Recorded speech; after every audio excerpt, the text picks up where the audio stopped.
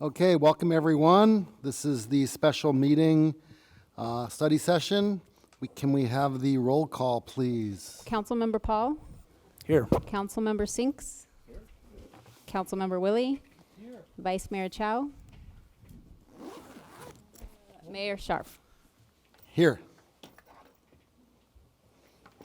Okay, we have one item for the special meeting. It's a study session regarding policy options to reduce the use of natural gas and increase electrification of Cupertino's building stock via local amendments to the 2019 California Energy and Green Building Standard Codes, REACH codes. So we will have a staff report, then we will take public comment, then we'll bring it back to the council. So do we have a staff report? Should be in front of you. Okay.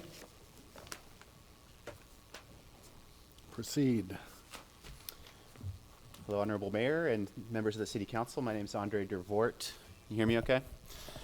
I'm the Sustainability Manager for the City of Cupertino, newly hired. I've been here for about 3 months now, and been diving into this interesting topic here on the subject of fossil fuel use in our community and making local amendments to the 2019 building codes. This was a city work program item that was tasked for the Sustainability Division as well as the Building Division to discuss options and bring to Council recommendation. So with that, I have a presentation. I hope to take about 20 minutes or so and keep it brief to allow plenty of time for Council's questions and public comment. With me here as well is John Supp from Silicon Valley Clean Energy, who will be available to answer any questions on the regional process that has been developed to go through to get us to this point today. So with that, I'll dive right in. Okay, and just to make it clear, you don't have to read all the slides to us. Okay. Okay, thank Absolutely. you. Thanks, Mayor. So just real briefly on the context here, energy codes in the state of California have been in existence since the 1970s. One of the things I wanted to illustrate here that energy codes have a real market transformation and consumer benefit to citizens of the state of California. The chart displayed here shows the energy productivity of buildings in the state of California, showing essentially buildings getting much more efficient since the implementation of building codes, really driving higher efficiencies into buildings, better technology, and saving consumers in this time period about $60 billion in energy spend. So that's the context that we're looking at today with making not only adoption of the state building codes, which you accomplished at the last City Council meeting, but what we're talking about today is making local amendments to that energy code. One example I like to give in this context is incandescent light bulbs, making the switch over to LEDs. I don't think anyone really misses the incandescent light bulb, but consumers get a lot of benefit out of the newer clean technology. So what we're talking about here today is the question before Council is on green and electric REACH codes, and specifically the Sustainability Commission, who our commissioners are here represented by two commissioners who are also available to answer questions on the process that we've gone through to come to this recommendation.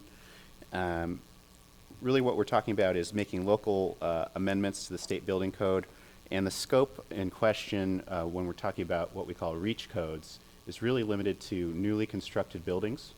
So that's an important thing to note, is that REACH codes need to be applied to newly constructed buildings at the time a building permit is submitted to the building department.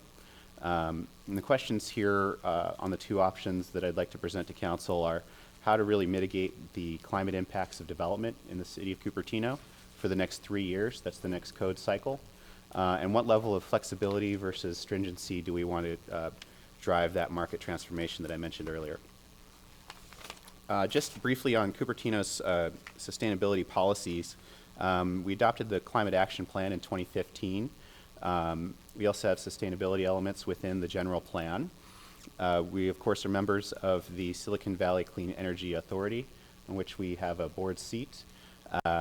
that comes into play here by providing us with 100% clean energy, as well as locally controlled revenues from electricity sales. Another item to mention is that the city of Cupertino did declare a climate emergency resolution last year. This really places a lot of emphasis on taking action to mitigate carbon emissions within the city, both municipal operations and in the community. And just recently, Mayor accepted the Beacon Award for continued progress from the city of Cupertino's recognition from the League of California Cities in climate action steps that we've taken. So just briefly on the state of where we are with carbon emissions in the city of Cupertino. The great news is that we've actually achieved our 2020 emissions targets a year early. So that's fantastic news. And this is data that you're seeing from our most recent greenhouse gas inventory report, which we complete every 3 years. But the other thing to note is that the difference between that blue line in the middle and the green line below is we still need to take local actions to meet our future targets. There you go. Oh, thanks, Pete. So meeting the local targets is going to require us to take additional actions beyond what the state of California is doing. The difference between here is local policies like what we're considering today, as well as things like retrofitting existing buildings, addressing things like public transportation, and otherwise taking actions to reduce carbon emissions. Just to give you a sense of where we're at, we have met our 20% below baseline target. Our next target is about 50% below our baseline by 2035, and an additional 83% below by 2050. And this is consistent with statewide emissions targets. One quick question on Yep. this slide before it goes. So it shows a historical red line, and I'm thinking, but I think it may be confusing to others as to the meaning of that. Although it says historical, I'm thinking that that is still only for new construction if they were done with the historical requirements, not historical buildings and the emissions from all the existing buildings decreasing. Actually, it is, that's actual data. So let me look at this next slide here, which should be more illustrative. What we're looking at is actual data from the year 2010, 2015, and 2018. So what we've seen is actual emissions on an annual basis have been decreasing in the city of Cupertino. Okay. And that's partly due to a few things. One of the major things is really, like we'll talk about in a minute here, the adoption of Silicon Valley Clean Energy's clean electricity program throughout the city. So we actually have reduced emissions quite a bit and hit our targets. So that's something to be very proud of in the Great. city of Cupertino, and that's despite a lot of job growth in the city as well. Does that answer your question? Yeah, very well. Does it include residential in addition to commercial buildings? Correct, yes. So what we're looking at here, the top of the bar represents the total emissions on an annual basis. That's all sectors, residential, commercial, transportation, solid waste is represented on here as well. The different bars here show the different components.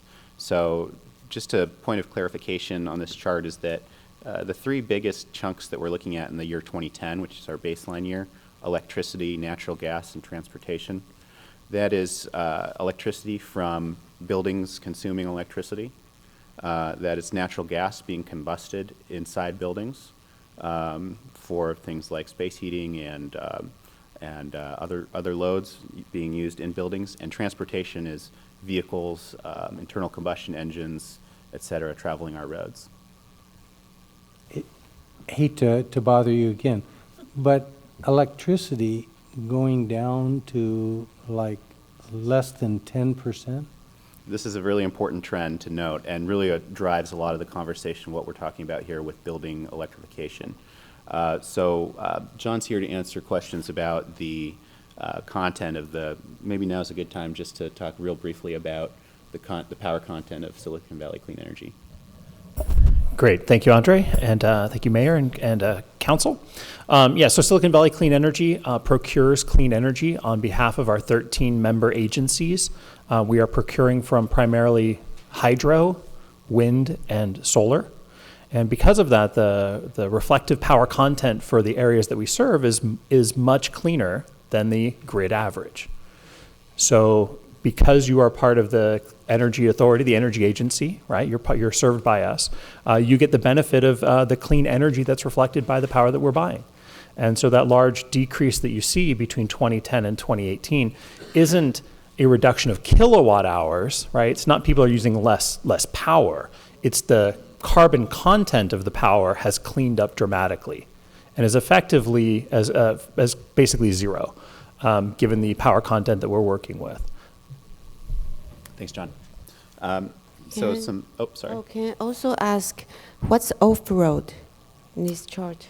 That's estimates for construction activities, vehicles that are operating but not on a road. So largely that's going to be items that are captured not in the transportation sector, but vehicles moving dirt around essentially. So how do they, I asked you earlier, but I guess, how are these numbers arrived? Like transportation, do they count only the miles inside the city? You mentioned that there is an estimate of vehicle miles traveled that's used to compute the greenhouse gas emission here. So do we count only miles traveled within the city boundary? Correct. Yeah, these are accepted accounting procedures that every city uses, and corporations use the same protocols as well for calculating their greenhouse gas inventory. I don't have a lot of time today to get into the details, but we did just release our most recent inventory in an items of interest article just last week. It explains the entire protocol and actually gives a lot more detail than this. So that's why there are longer commute times, but we don't see increase in transportation. Transportation is here. Yeah, it's a very hard category to take actions on. All right, Okay. continue, so we can, we'll bring it back to council after public comment, so, Thanks. Please. As illustrated in the previous chart, the biggest emissions categories that we can take action on for the next decade is fossil fuels consumed in buildings, as I mentioned. That's about 38% of our emissions today. Consequently, fossil fuels consumed in buildings in the state of California, there's more fossil fuels consumed in buildings than there are in power plants serving the grid, which is an interesting statistic. And also transportation. And what REACH codes propose to do is encourage the substitution of the modern electric alternative for these fossil fuel end uses, specifically gas vehicles, substitution with plug-in electric vehicles, as is happening in the city of Cupertino already, addressing gas used for cooking, space heating, and hot water heating with the modern electric alternative. So that's the available clean tech solution that we're discussing today. Looking at newly constructed building savings, as I think I mentioned earlier, REACH codes, before we can adopt them, the city needs to demonstrate that there are cost-effective and commercially feasible alternatives. So when we're talking about either incentivizing or requiring a all-electric building, that needs to be based on a cost-effectiveness study. And the city needs to submit that cost-effectiveness study to the state of California before we can enforce any REACH code. So the predicate of most of the cost-effectiveness studies that have been done, and happy to answer more questions on these as well, and John has a lot of knowledge on these studies, but the predicate is really the avoided cost from avoiding gas infrastructure in new construction. It's really been shown to create a lot of upfront capital cost savings for the developer, as well as lower or similar operating costs for the resident or tenant of the all-electric building. Same thing goes when we're discussing electric vehicle infrastructure, mandating or requiring additional levels of electric vehicle infrastructure at the time of new construction saves the developer quite a lot of money up front, rather than having the building tenant or homeowner go back and retrofit that infrastructure in a later date. Cost-effectiveness studies there show savings of about $2,000 per spot by installing EV charging infrastructure at the time of new construction compared to retrofit. Some examples of all-electric construction are underway. It's really nothing that novel to the industry, but there haven't yet been many all-electric new buildings built in the city of Cupertino, but in our region there's plenty of examples. One I'd like to point out is Adobe's new all-electric headquarters, a pretty big office facility just breaking ground in San Jose. University of California is now building all of their new buildings all electric. Laboratories, dormitories, everything is going to be all electric. As well as some local homeowners. This picture here on the right is actually a local homeowner in Cupertino who retrofitted his house to be all electric and is enjoying a lot of cost savings from doing so. So there are indeed lots of examples of developers building all electric in our region in the state of California. Just briefly on some of the activities that staff has done as we've taken up this topic. Really, there's been a lot of outreach performed by Silicon Valley Clean Energy as they've developed these model codes. That's really happened, I think, from January of this year, if not before, through the summer. SVCE came and presented this to the Sustainability Commission in January when it was adopted in our work program. Staff has published a website. Frequently asked questions document is actually going up tonight. A public workshop was held in mid-October, as well as a planning commission meeting on this same topic in September. What have we heard from the public outreach efforts? We've heard a lot of support and a lot of thoughtful concern as well for the all-electric building REACH codes. First, just to highlight some of the common concerns, obviously the planned power shutoffs from PG&E is happening in the midst of this, so talking about electric buildings in this environment, people are very concerned about the reliability of their electric appliances in the case of electric power outages, planned or unplanned. Stability and capacity of the electric grid has been brought up as a concern. Can the electric utilities handle this much additional electricity load? And other concerns on business needs, particular business needs. Perhaps there are not electric alternatives, for example, to run a process load, a particular type of cooking appliance. And also we've heard that the business community would like time to study this topic. Support has been a lot of support I've heard for this topic. So specifically from architects and engineers, which is important for staff to consider that designers of these buildings are saying that it's possible and feasible and actually quite desirable. We've heard a lot of support for more EV charging capacity here in the city of Cupertino. The city of Cupertino has about 6% adoption rate of electric vehicles locally. That's double the state rate. And projected to increase to be about 18 to 20% electric vehicles on Cupertino roads by 2030. And the climate crisis, as I mentioned earlier, has really generated a lot of interest in taking action now for this type of new construction that's going to be in place for the next 20 to 30, maybe 100 years. So thank you very much for bringing up the concerns people mentioned. Can you also please address them? Sure. Yeah. Sure. These are very valid concerns. The frequently asked questions document that will be published this evening has more detailed answers to each of these concerns. I'll just take a moment for the top one here, which is the power outage. Really, the discussing newly constructed buildings. We're talking about modern appliances, and in a modern home with modern gas appliances, for example, your gas water heater, often won't work without electricity.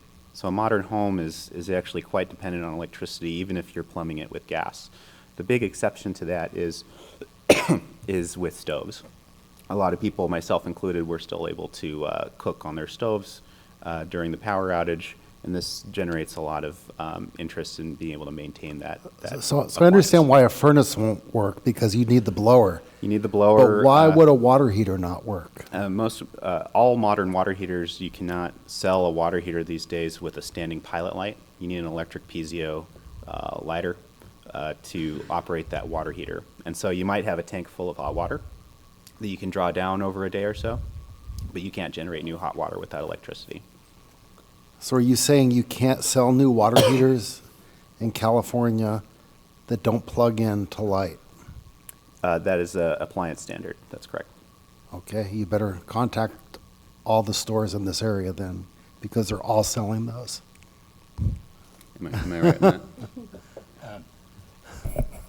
Again, this is a large distinction between new construction codes and permits, and then what happens on the retrofit side that may or may not come to the attention of a city can and often is very different. I would direct members of the public as well as council to that frequently asked questions document. There's a few more here. So other frequently asked questions and concerns we hear. What about remodeling my home? Remodels are not in the scope of a REACH code. Again, we're talking about ground up construction here. Tenant improvements, same concept. Unless it's a ground up building, there's no cost effective way that I can show that the city can mandate electrifying existing buildings with an existing gas line. Gas for, again, industrial process generators or fuel cells, again, not in the scope of a REACH code. What we're talking about, those appliances within buildings. And restaurants. Both of the options in front of you today, we are proposing to allow for modifications for restaurants that might not be available to have electric cooking. And what about ADUs, if they're not the secondary ADU, but the primary ADU, which is a separate building? That's a good question, and actually I could use council's direction on whether to include ADUs in the REACH code. There's arguments for and against. Staff's recommendation currently does not include ADUs. Okay, thank you. That means not including means it won't be required to use AllElectric for now. Correct. With the resolution to. When you're remodeling a building, there's additional actions that we can take to incentivize electrification in those cases, such as incentive programs. Okay. Not under discussion So today. the previous slide also mentioned the fuel cell. We got an email saying that Bloom Technology, there is this new technology that's using natural gas for generating electricity, and it might be useful as microgrid to be placed in cities, especially when there is power outage. So that won't be banned that will still be allowed with what we have, the REACH code we have today. Just want to clarify that. Correct. Both options before council today would not preclude fuel cell or generators running on gas. May I comment? John? Yeah, thank you. I think the concept of resilience is really important in this landscape that we're in. And I think electricity gets a lot of the attention for obvious reasons. I just received a PSPS shutdown event for my own place. I understand how this goes. But I think what often gets overlooked is that in recent experience with the Camp Fire, over 12,000 people had their gas service shut off because it's not safe to have gas service, which often leaks, to be operational when you have a running fire in the area. So PG&E has to shut those off. In the Kincaid fire recently, 26,000 gas customers had their gas service shut off during the fire up there. And for some of them, they were out of gas service for over 10 days. So I just want to have people be mindful that there are two concepts of resiliency. There's a resiliency from the utility supply side, right? So that might mean electric service or gas service or having storage on the supplier side. But real resilience for you as an individual is what you're doing at your home. And resiliency for your home is often better served with some combination of a storage technology at your own location, which might be a battery, it might be a propane generator. And I say propane because propane has a very long life, right? You can store it for essentially forever.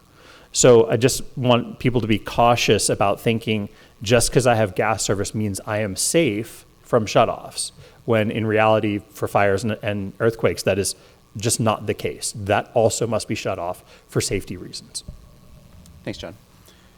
So getting down to the... Could I ask a little follow-up to that? My understanding also is, now we're not talking about existing buildings, but new appliances, such as new gas cooktops, rely on electricity, I believe, to function. My gas furnace at home certainly does, right? I need electricity for that to go.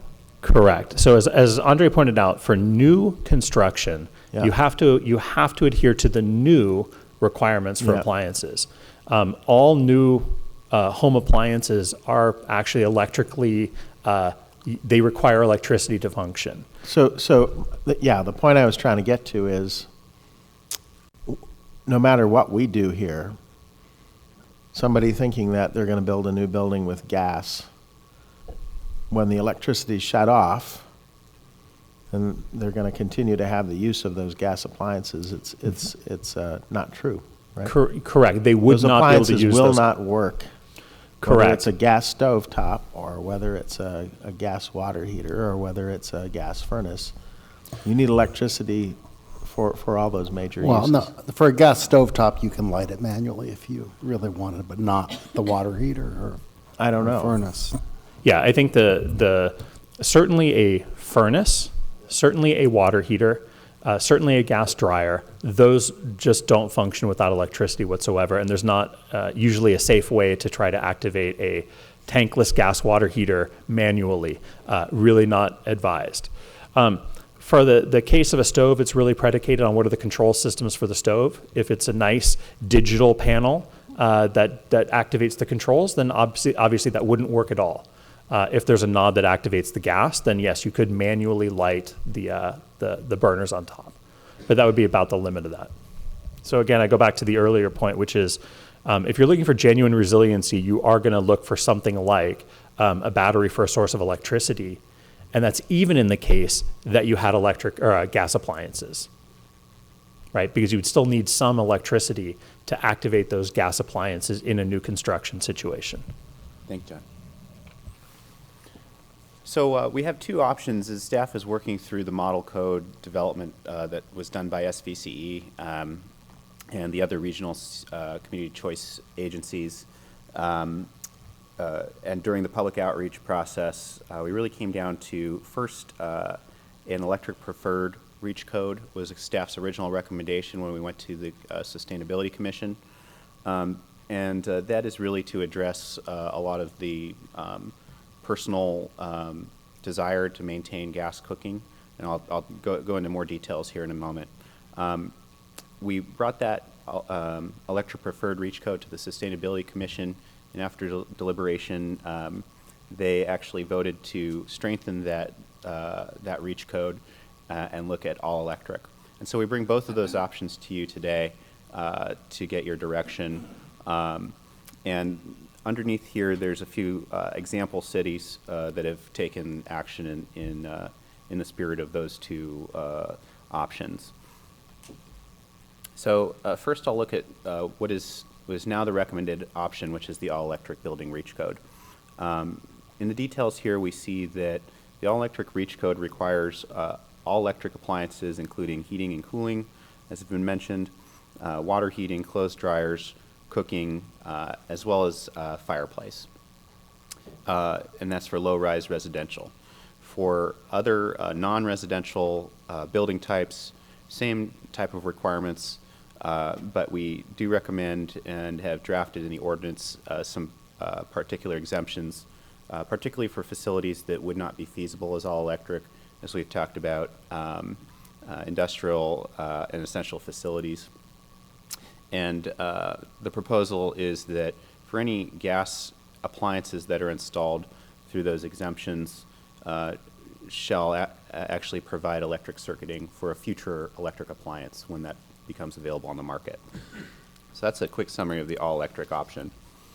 The electric preferred option, staff's original recommendation, does allow flexibility for the homeowner to choose gas stove while still maintaining an electric requirement for space heating and water heating, so that furnace and the water heater shall be electric.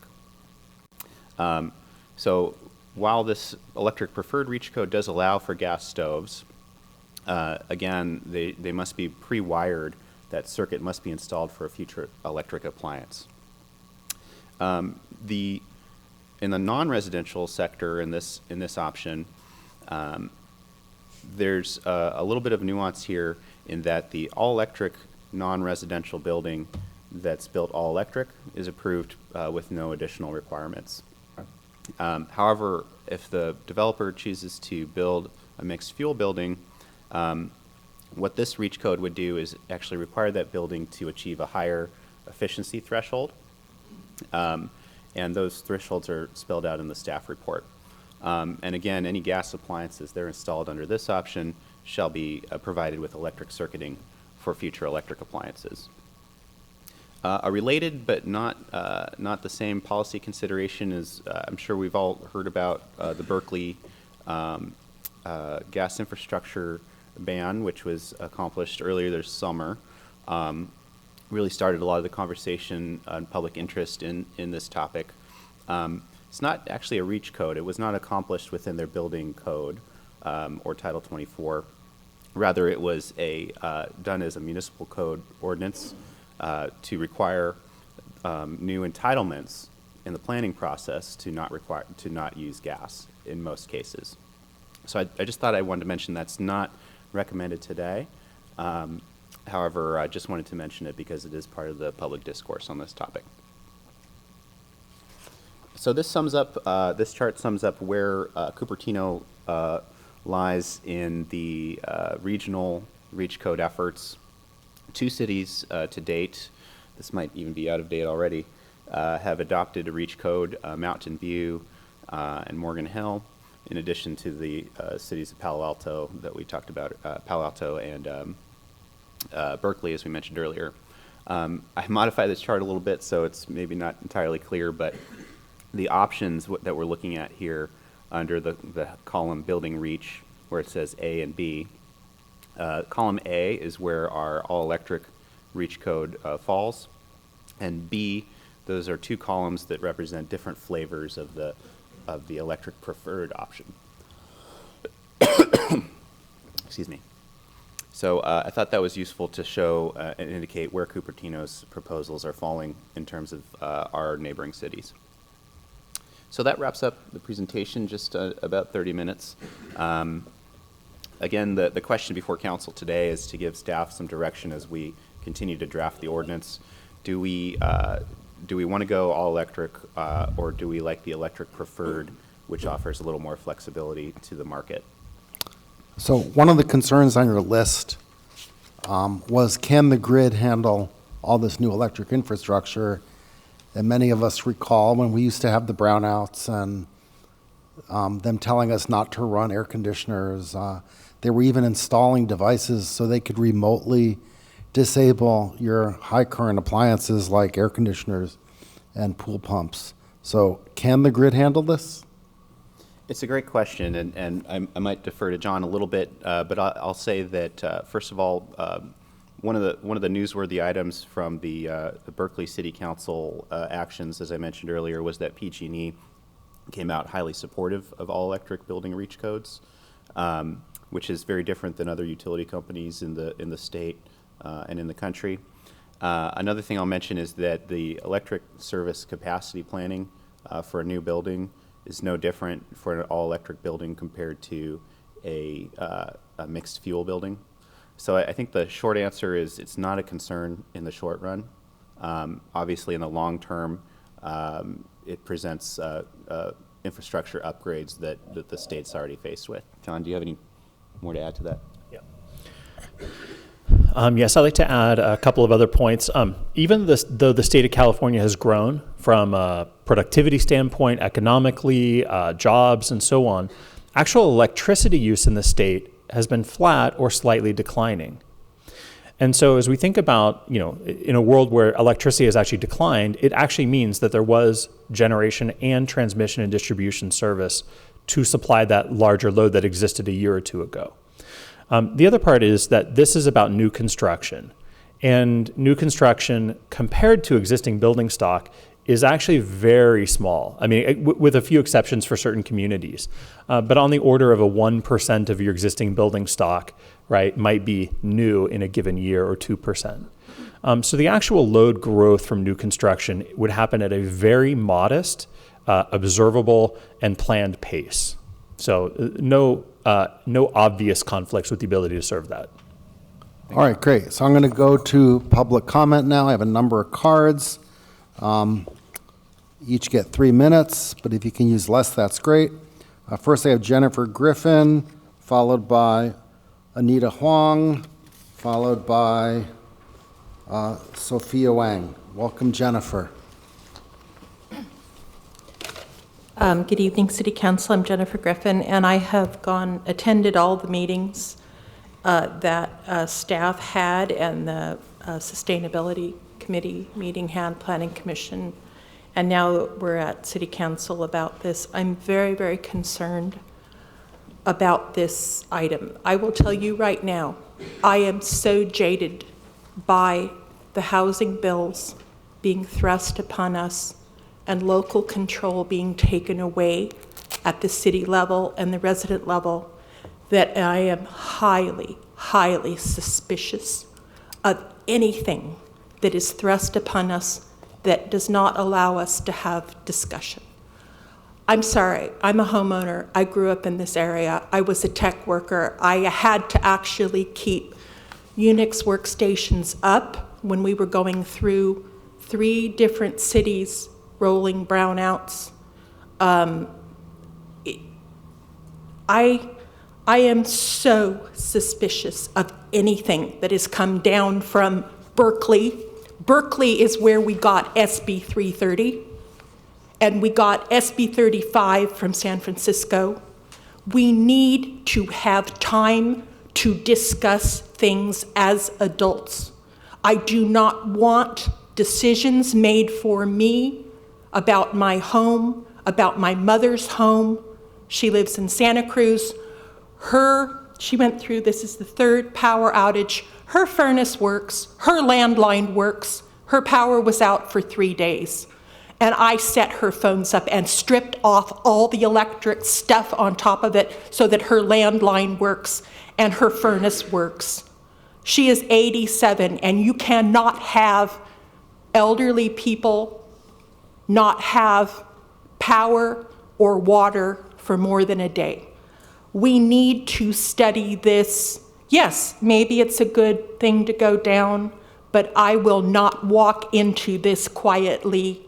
My voice will be heard because I am so jaded at the housing bills taking away our local control. Yes, this may be a good plan, but we need to go cautiously, ask questions. My sympathies are with PG&E. They were there in the 89 Loma Prieta earthquake. I'm sorry, a lot of you weren't here for that, but PG&E was there. They risked their lives to get our power back up, and so did AT&T. So if you wonder why this adult asks questions, you just heard it. You can blame it on the housing group, but I will not walk into this quietly without asking questions. Thank you. Okay, thank you, Jennifer. Next, we have Anika Wong, followed by Sophia Wang, followed by Helen Dung. Welcome, Anika. A lot.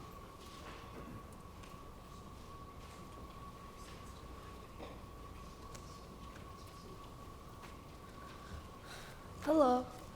So, as you may know, we're living in a climate crisis right now.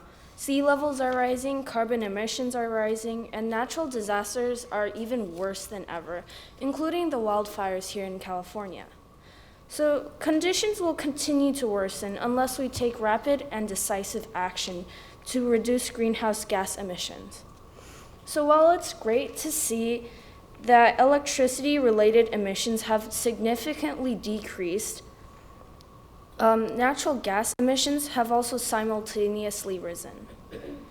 Every 3 years, the cities and counties across the state adopt the new Building Standards Code, or Title 24 of the California Code of Regulations. They may adopt building codes more advanced than those required by the state, which are known as REACH codes. And by developing electrification REACH codes, the city of Cupertino can be safer, save energy, and reduce greenhouse gas emissions.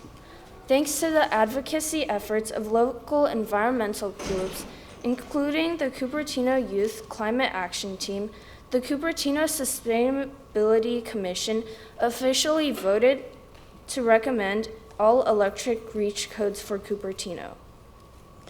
Every gas line that we build is a huge liability to our community, as gas prices and the cost of gas maintenance increases for the declining number of gas users. The constant methane leaks from gas lines are terrible for the environment, while gas pollutes our homes, causing serious health impacts. Also, the majority of home fires are caused by gas accidents. And since we're both in wildfire county and earthquake country, going all electric will be a lot safer for everyone living here. The unfortunate reality about gas lines is that once they're installed, it will be difficult and expensive to retrofit them out. The best way to avoid this is to not use gas or build it in the first place. Thank you. Great, thank you. Next, we have Sophia Wang, followed by Helen Dung, followed by Linda Sell. Welcome, Sophia.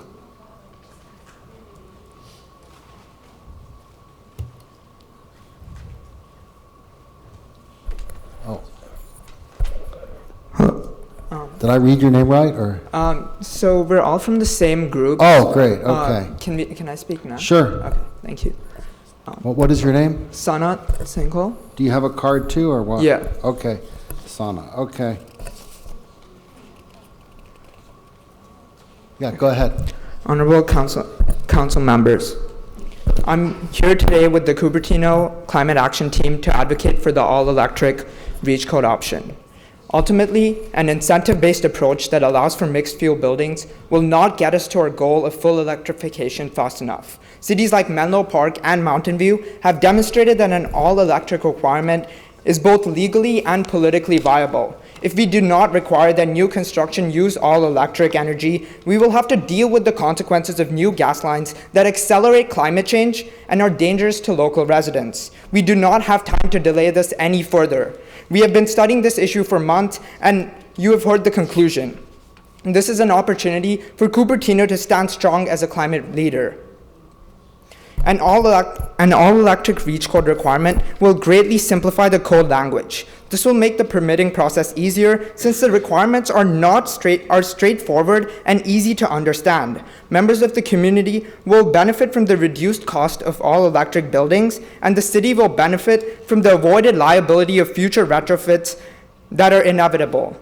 Mayor Schaaf, you have the environment listed as an issue you advocate for and serve on the Environmental Review Committee. We ask that you consider this option as it is the most effective way to combat climate change. We ask that the Cupertino City Council pass an all-electric REACH code that 1. requires electric heating, cooling, water heater, clothes dryers, cooking appliances, fireplaces, and fire pits for all building types. 2. requires pre-wiring for the future installation of electric appliances where gas is installed. And 3. allows multifamily buildings within a quarter mile of transit to have no parking requirements, thus reducing the cost of EV infrastructure.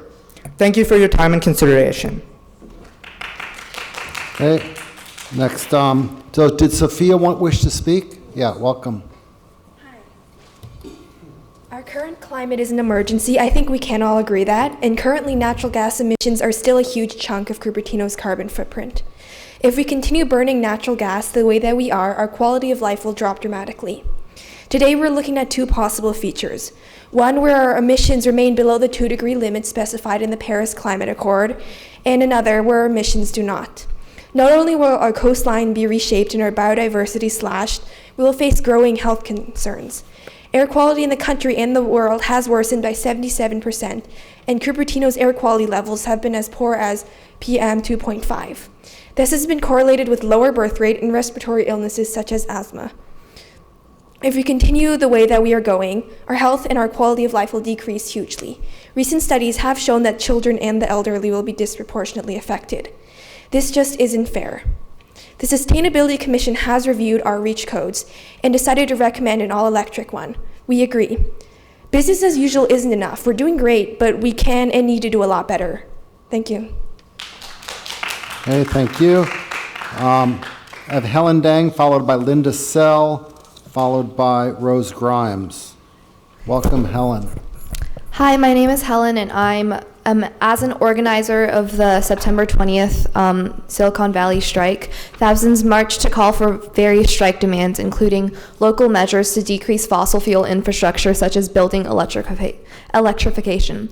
The climate crisis is of the utmost importance, and I know you all know of the dire consequences, and you've even declared emergency. And that's not a declaration that allows for cautious decisions regarding climate action. So I'm here today to emphasize local actions we need to contribute to the larger picture of climate action nationally and globally. If Cupertino is to be a climate leader, it is simply not an option to continue any reliance on fossil fuels like natural gas, which is both a potent indoor air pollutant threatening health, as well as actually being methane, the most potent greenhouse gas, contributing to the climate crisis. You have an immense opportunity to lessen gas and its adverse effects, so I urge you to follow the recommendations of both your staff and your Sustainability Commission and support all electric REACH codes to ensure electrification in buildings. Following the climate leadership of local cities like San Jose, Menlo Park, Mountain View, etc., reach for the future and take the crucial steps of all electrification to make our buildings cleaner, safer, and more efficient, while also protecting our climate today and generations to come. Thank you. Great.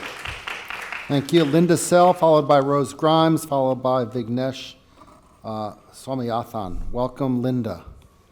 Hi, Mayor, Vice Mayor, and City Council members. Thank you so much for holding this study session on REACH codes. My name is Linda Sell, and I'm Vice Chair of Bay Area for Clean Environment. I'm here speaking on behalf of Bay Area for Clean Environment. Bay Area for Clean Environment is a nonprofit that's been holding for the last 10 years local polluters accountable to higher environmental standards in water and air to protect the health of the community. Bay Area for Clean Environment strongly supports the city staff and the Sustainability Commission of Cupertino's recommendation of all electric REACH code. And other cities have also already gone to all electric REACH codes for new constructions.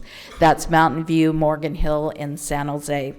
All electric homes are healthier to live in. Gas stoves release hazardous pollutants, and this is a source of asthma, increased asthma rates, and also lead to various long-term illness impacts. Additionally, gas pipes can constantly leak methane into our atmosphere, and the most effective way to reduce this emission is to avoid running the lines into the house. So all electric REACH codes can avoid the installation of gas pipelines, which will leak methane and pollutants. And this will save money in not having to run the pipes through the building, and that saves money in building the buildings. Lastly, we would like to thank the Cupertino City staff, members of the Sustainability Commission, for all their hard work and their excellent recommendation. So we ask that the City Council listens to those recommendations in which the staff recommends all electric REACH codes. Thank you so much. Okay, thank you, Linda. Next, Rose Grimes, Vignesh Swamy, and Dasha Leeds, or I'm not pronouncing that right. Rose Grimes, welcome. Gotcha. Thank you very much for the opportunity to speak this evening. I will be brief. I speak in support of the proposed REACH code. I want to thank the sustainability manager and also the attention and the efforts of the sustainability commissioners. I'm grateful for the engagement of the City Council and encourage the Council to continue to be forward-leaning on these issues. In my professional life as a scientist and a manager at NASA, I've been steeped in issues of planetary habitability and planetary sustainability. I understand that climate change is real, is caused by carbon emissions, and those emissions are the result of human activity, largely through our dependence on fossil fuels.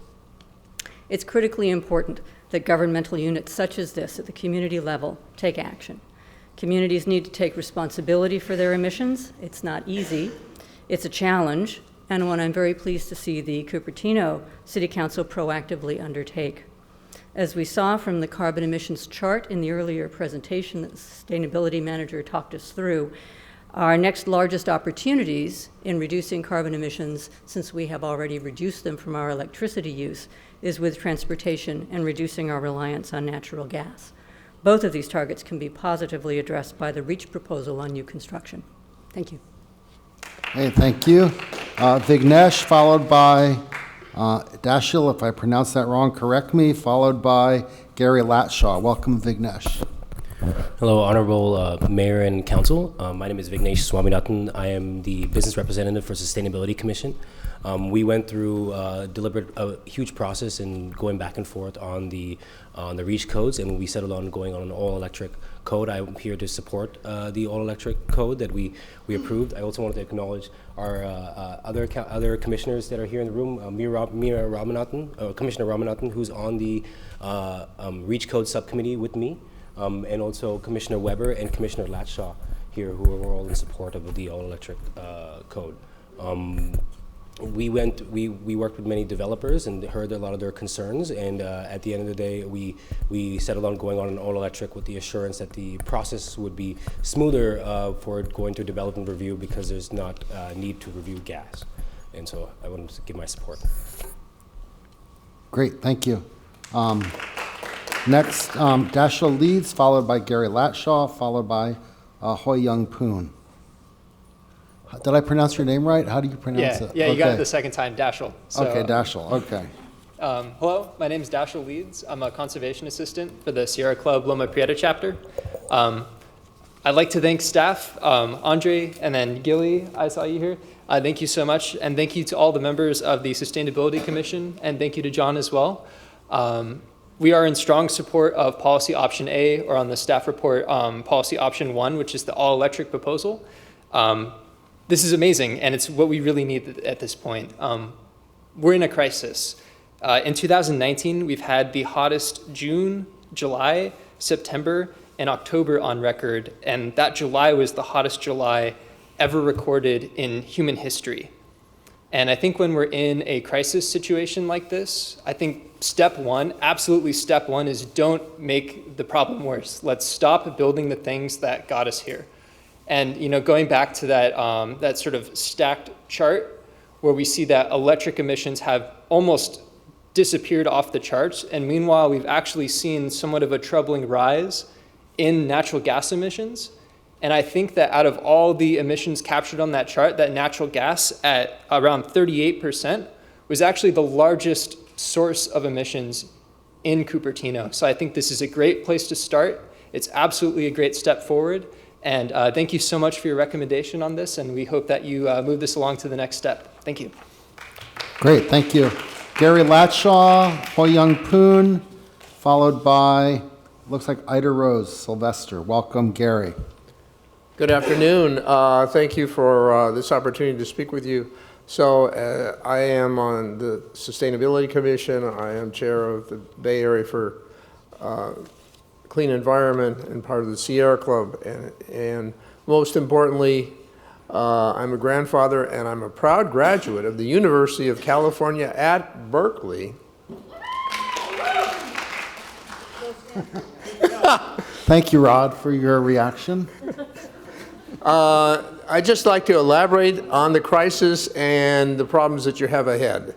I can't really add much to what's been said already about the need to invoke a ban on gas. other than to point out, it was mentioned briefly, and I recognize it's a changing situation, but one of the important cities not on the list that Andre showed you was San Jose. So here I have a recent discovery by NASA of methane being released in the Arctic. And while I was sitting here, I got still another unfriendly notice from another friend who actually is a climate scientist, that the Arctic now during the winter is emitting carbon dioxide, or methane, I'm sorry. It was hoped that during the winter there'd be a freeze over and that wouldn't happen. So that issue is there. So I don't see how any sane person cannot approve a ban. And I like to point out that the real challenge is ahead, because right now we do have an expansion in natural gas from this chart. And we have to bring that down, and we have to look for a way to get that to zero. And I also believe from the scientific point of view, the goals that have been put forth on all the climate action plans are not aggressive enough. So you got to look at 2030 and 2040 and moving towards zero very quickly, particularly for these younger people here. And a lot of you, I think all of you maybe have children. This is not a joke. Okay, thank you for your time. Ask a question on your chart. So I see that what we are doing only applies to new buildings. It's going to do nothing for this increase in natural gas emission that we are seeing here, right? That's so true. So how come there is a 34% of increase in the past 3 years? Do we have any explanations, or do you know, anyone knows? We do get our utility data in aggregate, so the only level of granularity I have is that non-residential construction increased quite a bit over that time period since 2010, and that's all the information I have from our utility in data. Cupertino? In the city of Cupertino. Really? No, I am not aware. Okay, that doesn't make sense because I don't think we have that many non-residential. So there is a huge increase in natural gas, and whatever we do today have no impact on this, right? Existing emissions will need to be addressed with other policies, such as incentive programs. Okay, thank you. Just, maybe we finish in the future you could provide more granularity in that component so we understand it. That's absolutely desirable, yes. Hoi Poon, followed by Ida Rose Sylvester, followed by James Tulia. Welcome, Hoi. Good evening. My name is Hoi. I'm the co-founder of the Silicon Valley Youth Climate Action. And the reason I set up the group over the summer is that I have noticed that the youth are really depressed and stressed out about climate change. It is the #1 issue impact them in addition to gun violence. And so I set it up providing them with opportunity to get involved in taking actions. As you heard from them directly in the past few months, they've been attending city council meetings, sustainability meetings, reaching out to you and offer solutions and partnership. They're working very, very hard in addition to schoolwork, SAT, lots of exams and college applications and so on and so forth. I see that firsthand because they are deeply concerned, and all of you should be concerned because you all have kids. Climate change impact is already happening right now today. Venice, the whole city is flooded at this point. There are many parts of Australia that is unlivable, and the fire is happening in California on a regular basis. So the REACH code, it's a good step forward. I urge all of you to pass this strong REACH code as a first step for new constructions. If the city of San Jose can do it as 10th largest city to ban new constructions and also gas ban, I believe Cupertino can do it also. And then I will urge you the next step to do more. The youth will actually have been working on all these issues. They've been lobbying VTA to reallocate funding for better transit, improved transit, rather than spending money money on the constructions. And things are making a huge progress. And I would expect that the youth would want to collaborate with City of Cupertino and do more on VTA issues and possibly getting more funding for bikes and so on and so forth. So this will be a good step forward. I urge all of you to pass the REACH code. Personally, I just built an ADU units, and I wanted to go all electric. However, at that time last year, the city of San Jose did not have all REACH code electric options for ADU. So I had to spend a few $1,000s more than necessary to install gas line, even though I don't need it. So if they had passed that REACH code earlier last year, I could have saved a bunch of money. And so the other thing I want to mention is that please do something about to educate the residents on climate crisis and urgency. I don't think the residents are on top of the issue. If they understand the issue, then they will take better actions. Thank you. Oh, yeah, hold on. So are you saying the city of San Jose forbid you from doing an all-electric? Well, last year, because the law was basically for any new construction ADU, you have to match the existing building. So that was last year. But if I had set it up next year, then it would have been a different story. So anyway, I had to spend a few $1,000s to include the gas That's line. incredible that they would force you to put in natural gas. Exactly. They make the right decision now. I'm hoping that you guys make the right decision, though whoever's building ADU can save a few $1,000s or more. Okay, thank you. Ida Rose, followed by James Talia, followed by Danielle Burnett Foster. Welcome, Ida Rose. Good evening. I'm Ida Rose Sylvester of the Fossil Free Buildings Campaign of Silicon Valley. We are a coalition of over 30 groups working to decarbonize our future. I'd like to thank you for the opportunity to speak tonight on the importance of REACH codes, particularly on an all-electric one. I would love to commend staff and the Sustainability Commission for their recommendation of an all-electric REACH code. Please move forward to quickly adopt this. Menlo Park, Morgan Hill, San Jose, Pacifica, Palo Alto, and Mountain View have passed nearly all-electric REACH codes or outright gas bans on certain sectors, and many more cities are looking to do the same this year. This includes neighboring Saratoga and further north, Brisbane, this very week. Momentum is on the side of REACH codes, particularly the most clear to adopt and uphold the all-electric style code. Staff time is precious, but codes such as Mountain View's can be as little as 2 pages long, making it easier for staff to manage, easier for developers, contractors, and residents to understand. You've heard a lot from people about why fossil-free buildings are the now. They are what we need for the future, and that mixed-fuel buildings are a thing of the past. Listen to the youth in the audience today. This is their future that we are building. Cupertino has much planned development on the horizon, and that's true. REACH codes won't impact current development and the current emissions, but it'll make a tremendous dent on future with all of the growth going on in the city. We know that people will tell you that they love to cook with gas. Let us show you how induction is better and how you can have a portable gas burner for that one application you think you still need it for. People will tell you that all electric is more expensive. Just look at the SVCE cost models. People will tell you they just don't know how to design with all electric yet. Let's connect them to the experts and get them building and teaching each other. Don't stick people with decisions today that will leave the community with a huge mess to clean up in the future. The future is here. Please adopt an all-electric REACH code. Thank you.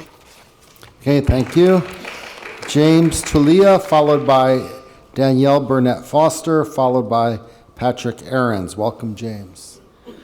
Hi, thank you. Good evening, Mayor, Vice Mayor, council members. I'm James Talia, Chair of Carbon Free Silicon Valley, resident of nearby Sunnyvale, and I wanted to share a few observations, some information. I used to work at PG&E. I've been in the energy efficiency business for over a decade.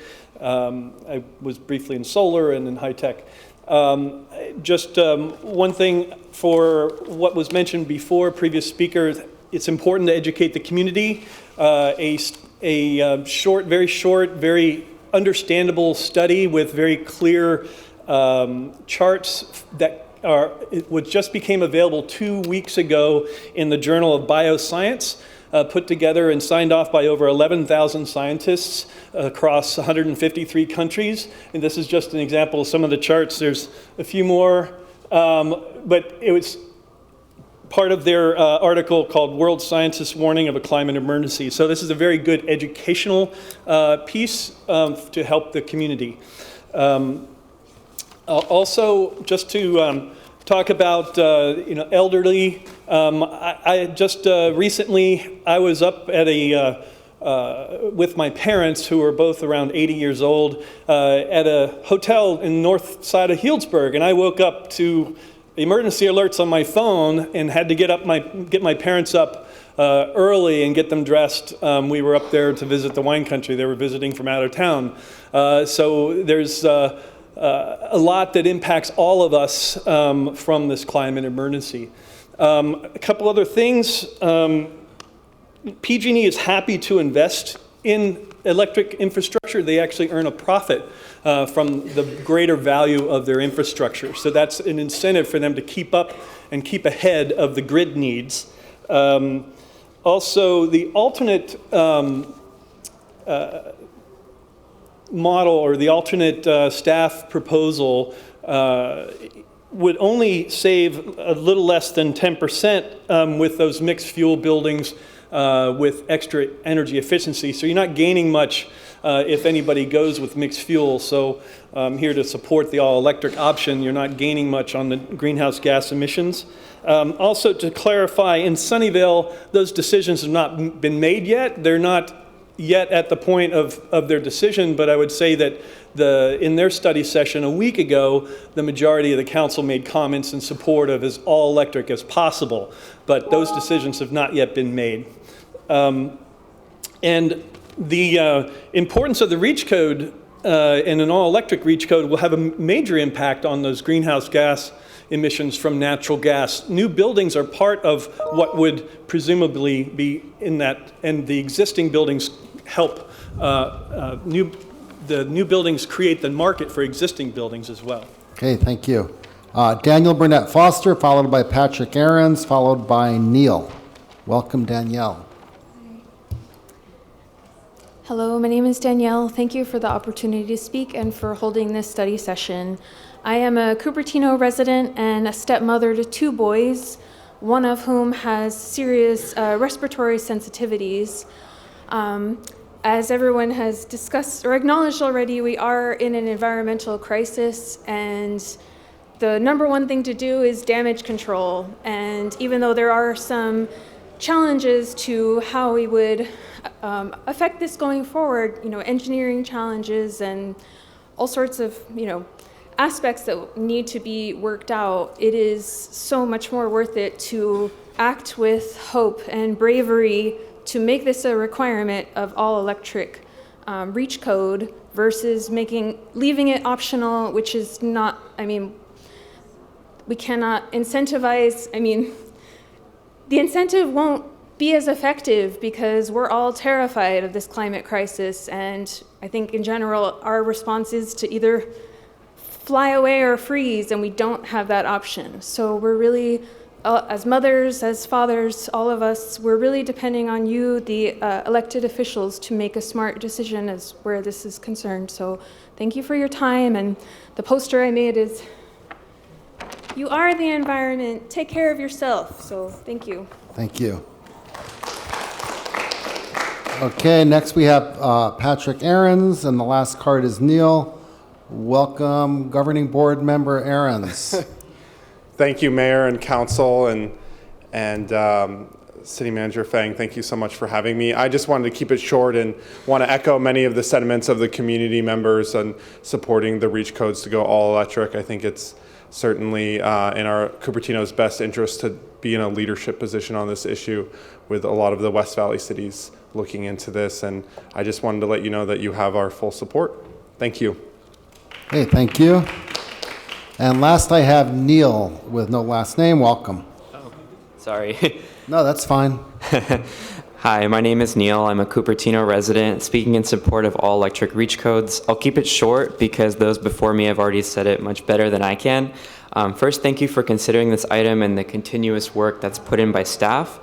We have a climate crisis, and we need to pursue a broad range of solutions to mitigate effects that will make this planet unlivable for young folks like myself and our future children. This is a common sense reform with buy-in from numerous stakeholders. It's moderate and it's solely affecting 1% of buildings, but it ensures that we don't add in any new gas pipelines. Liang is correct that this won't monumentally change the status quo, but it is a modest change that will move us in the right direction, especially as we explore numerous new development options. It's cheaper, it's better for the planet, and it reduces pollution within homes because cooking with gas is actually pretty bad for you. Concerns about blackouts are valid, but we probably shouldn't make decisions for the future based on the current shortcomings of a major corporation. Fossil fuels need to be phased out as quickly as possible, and everybody up on the dais knows this, so let's get to work and take this first baby step. Thank you. Okay. That's all the cards I have. Is there anyone that didn't fill out a card that wishes to speak? Okay, seeing none, we'll bring it back to council. Does anyone have any comments? We'll start on the left with John. Good presentation. Thank you, staff. Great comments from the residents. Really appreciate. We need to hear from you. Climate change is real, and we can make progress, or we can make significant progress, or we can make major progress. And I think it's clear we do need to make major progress. We need to, as one of the speakers said, not make the problem worse. So we do need to take bold steps. I think the key to really getting buy-in from the community and all the residents is with education, outreach, and letting them know how we can improve the situation. Again, as a resident said, how the electric appliances can in fact be as good as the gas ones, and we need to get that point across. Maybe in one or two of our buildings implement, the electric in place of the gas, and use that as an example case that we can show the residents that it is possible. It is so important because it's the young generation that are truly going to inherit this problem. So we do need to be bold. I'll leave it at that. Okay, Darcy, anything? Yeah, actually, I'll just go off the line since we're very limited in time right here. I think it would be useful in this community. There actually is a very significant Chinese population, and there's a lot of stir-frying that goes on in that particular segment of the population's cooking. So I'd like to propose that we hold a community workshop on whether wok cooking can be done on an electric stovetop. I think we generally know that it can be. I'd recommend that we make it interactive. I would recommend that we hold it at the Quinlan Community Center's Cupertino room, which has a kitchen, and that we make it a meal for participants, that we tape it, and then we make it available as a resource for the public on our website. And I think that it could have pretty profoundly far-reaching effects as well, because if you think about generally the world population that this affects, there really aren't that many resources out there, certainly not in English, to talk about transitioning this. And so I think we could have pretty profound effects. On the policy level, I'm not sure how much it's advised to say with regard to how we would vote for building reach codes, but I'm certainly, like Councilmember Willie, a believer in the crisis. Obviously, when I was mayor last year, we declared the climate emergency, and so I'll leave it at that, and thank you to staff as well as the public for bringing this forward as well as advocating this evening. Thanks very much. So does Quinlan Cupertino room have induction cooking? No, it's actually gas, so it might be a good transition as well. Right. I mean, I think that's what we're going to demonstrate is how well induction cooking works. And I think Rod mentioned French Laundry is doing that now.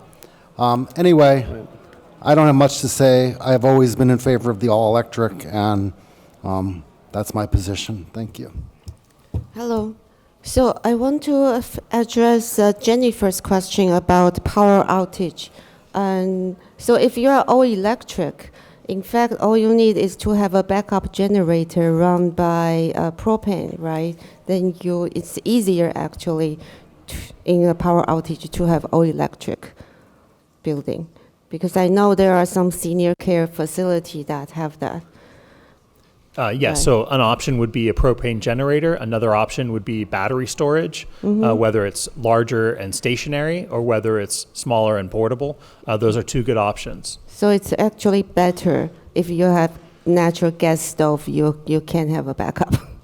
Again, in a new construction with new equipment, even if you had gas equipment, you'd still need a battery or a generator to get your gas equipment to work. What I mean is, even if you have backup generator, your gas stove won't work if it's shut off. If the gas is shut off. Correct. Yeah, but then if you have electric backup generator, you can cook, right? Yeah. So Yes. I want to address that. And another thing is, I think a common concern is the cost. And so I think the city has done a study, and it has, whatever we adopt has to be cost effective for the builders. So it won't add extra construction cost. However, I was concerned about electric bills, especially for those who are low income, because I have heard that electric is more expensive than natural gas. But then I think Andre said it's not true. Can you clarify? Yes, so in the cost effectiveness studies that are required for this type of effort, that topic is addressed. And just to make it clear, if you take two buildings, build one all electric, build the other with mixed fuel, make sure you spend the same amount on both buildings, right, to make it a fair comparison. The all electric building's utility bill will actually be slightly lower. And that's because the all-electric building takes advantage of new technology like heat pumps, can take better advantage of required solar, and also can enjoy benefits from battery storage when used to do rate arbitrage, or basically take advantage of different time of use rates. So the all-electric buildings, again, dollar for the same construction price, will actually have a slightly lower utility bill. Okay, that's great. So another issue I think we didn't touch much today is the requirement for percentage of parking spots for EV parking. And your slides said there will be a $2,000 saving per spot for the EV cars. However, I also heard that for each EV even ready spot, it needs to be wider than a normal parking spot because of the charger thing. So would that actually increase the cost for parking or big parking construction because we can fit less number of spots? Can you address that? Yeah, I'll take that for now, but I think that's a question that would end up back with your chief building official, which is what are parking lot sizes? What are the parking lot sizes for electric vehicles? So that could potentially be something to consider, for sure. Okay, yeah. Rod. Okay. Rod. Thank you. Well, starting point here is what's really going on with climate. A bunch of people just like us, politicians at the national level, showed up in Paris in 2015, and they said, we have a goal. We want to get to 1.5 C rise or maybe a 2 degrees centigrade rise, and those were great aspirational goals. The latest science says we're going to blow right through 1.5 degrees. We're going to blow through 2.5 degrees. We're going to be somewhere in the range of 3.5 to 8.5 degrees centigrade. Average rise, let's call it 4.5, say some of the experts, is the current consensus position. But that's the average, and oceans with their massive, with the thermal mass that turns over, can hold a lot of that heat. So what's going to happen over land, and in California in particular, is we're going to see twice that rise. So 4.5 average now becomes 9 degrees over land. That's 16 degrees Fahrenheit. Imagine what happens to California with wildfires, drought. Imagine what happens when we see several meters of sea level rise. What happens to our wastewater treatment plant that we rely on? It's going to be inundated, right? We are going to spend a massive amount of money already accommodating this. So I think the youth, I really appreciate them coming out tonight. We will pay a lot for water. We're going to have to recycle our water, folks. That's going to cost a lot of money. It's going to take a lot of energy. And here's the deal. New buildings built today, they're going to last 50 years or more, just like the buildings we have. So this is the right time to say, let's change this up. The technology is available. It's feasible.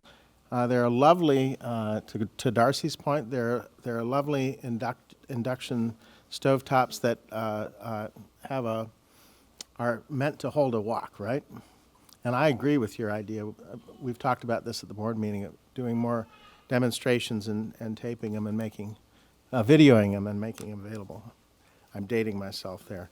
So I think we should go all electric. I'm in support of the staff recommendation. The deal is, if we do this after the fact, it's hard and expensive and very slow to retrofit with alternate technology, because it's the wiring, right, that's a challenge after the fact, particularly.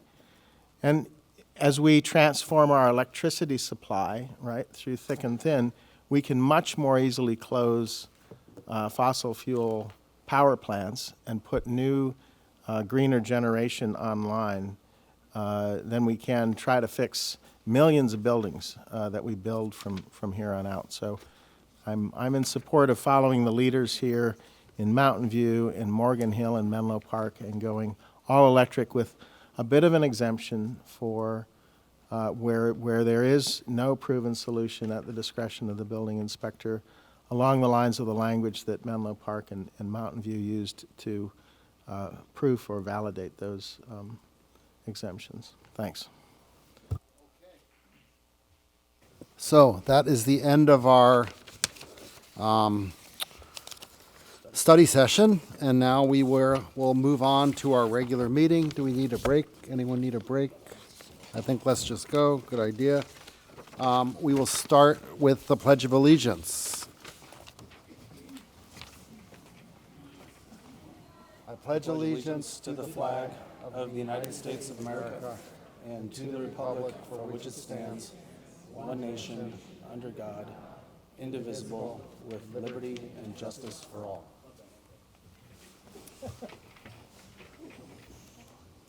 Great. Before we move on to the ceremonial matters and presentations, I want to propose modifying the agenda a bit to allow the city manager to make some comments about situation that happened last Friday. Madam City Attorney, how do we do that? You can just take a quick vote about moving the item of order. Okay. Order of items. So I would like to move Item 7.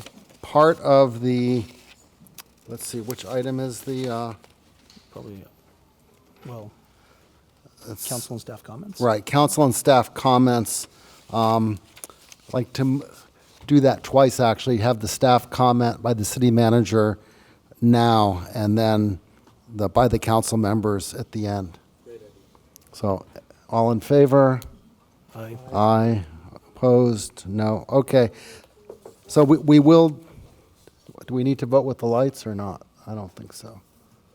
We can that's just, fine. oral vote's fine. But we will do ceremonial matters first.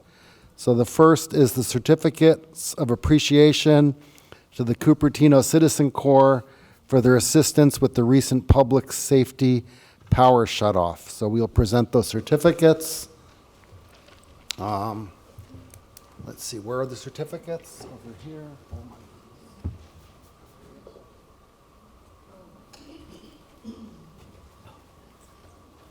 So if those members could come up to the stage, the Citizen Corps.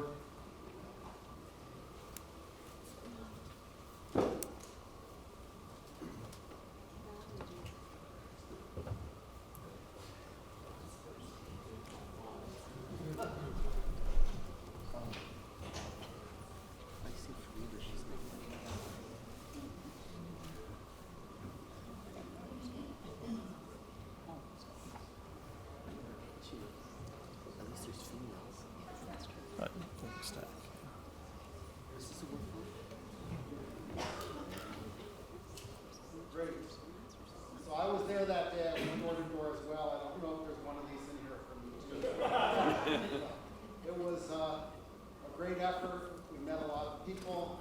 Unfortunately, I don't think many of them ended up getting their power shut off. But thank you, Gilbert. Thank you, former mayor. Yeah, I don't think many people if any, got their power shut off in that incident, but they did appreciate us taking the time to go door to door to talk to them. And hopefully we won't have to do that very many more times. I don't think this weekend, I was checking addresses online today. I didn't see any Cupertino addresses up in the hills, although there may be some that are outside the city limits.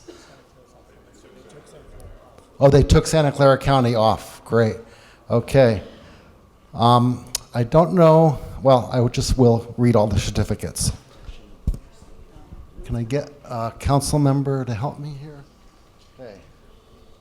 So if you're here, raise your hand. If you're not here, don't. Aruna Gathi. Okay. Maybe we could just give the stack and then you guys could distribute them. Right. Oh, okay. Does anyone here want to speak about what we did? Who is there, like the head of the Citizens Corps here? Yay. Yes, thank you for my fans. I'm Jim Oberhofer. I'm the emergency coordinator for the Cupertino Amateur Radio Emergency Service. And we had a chance to go out there for two events, one back in October 8th for 3 days, and then again on the 26th. One of the things that was most interesting was actually seeing the partnership between the volunteers and city staff as we came together and actually did it. It was also terrific just to go out there and really touch the neighborhood, make sure we were able to inform the folks what was coming. We got a very interesting reaction. Some were about to plan for what they were going to do, some were pretty upset about it, and some were stunned that it was going to happen. So probably the takeaway here from a preparedness point of view, we don't know when, well, we'll probably will know when the next PSPS is coming, but we don't know when the next earthquake is coming. And so preparedness is something has got to be on the forefront of everyone's mind, just because we live in an earthquake country. So thank you, Mr. Mayor. Okay, great. Can we get the rest of the council up here if they're not here yet? And let's have a photo opportunity. Can I squeeze in here? Sure. Okay.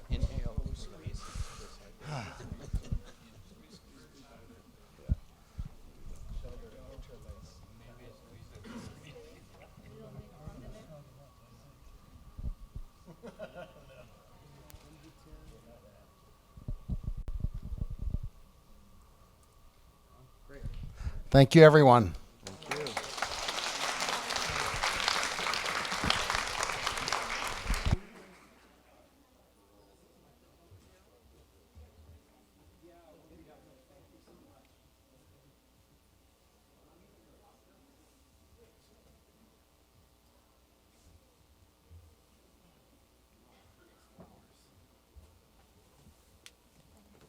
Which one is this? Korean school?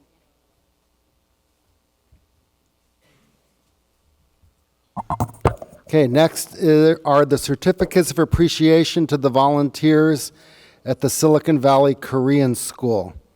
So can I have all of those volunteers come up to the stage?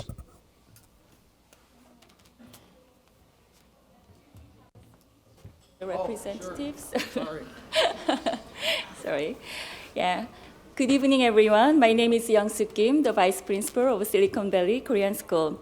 I'm very pleased and honored to be here with our volunteers today. 24 high school volunteers and 7 college volunteers were invited to receive the award today. Please raise your hand. Okay. I deeply appreciate all the volunteers and the parents, and I'm very thankful to the city for giving us a chance to encourage them. Now, please let me introduce our high school volunteers rep, Judy Kim. He's going to give a speech as a representative of the volunteers. Let's give a hand for Judy Kim.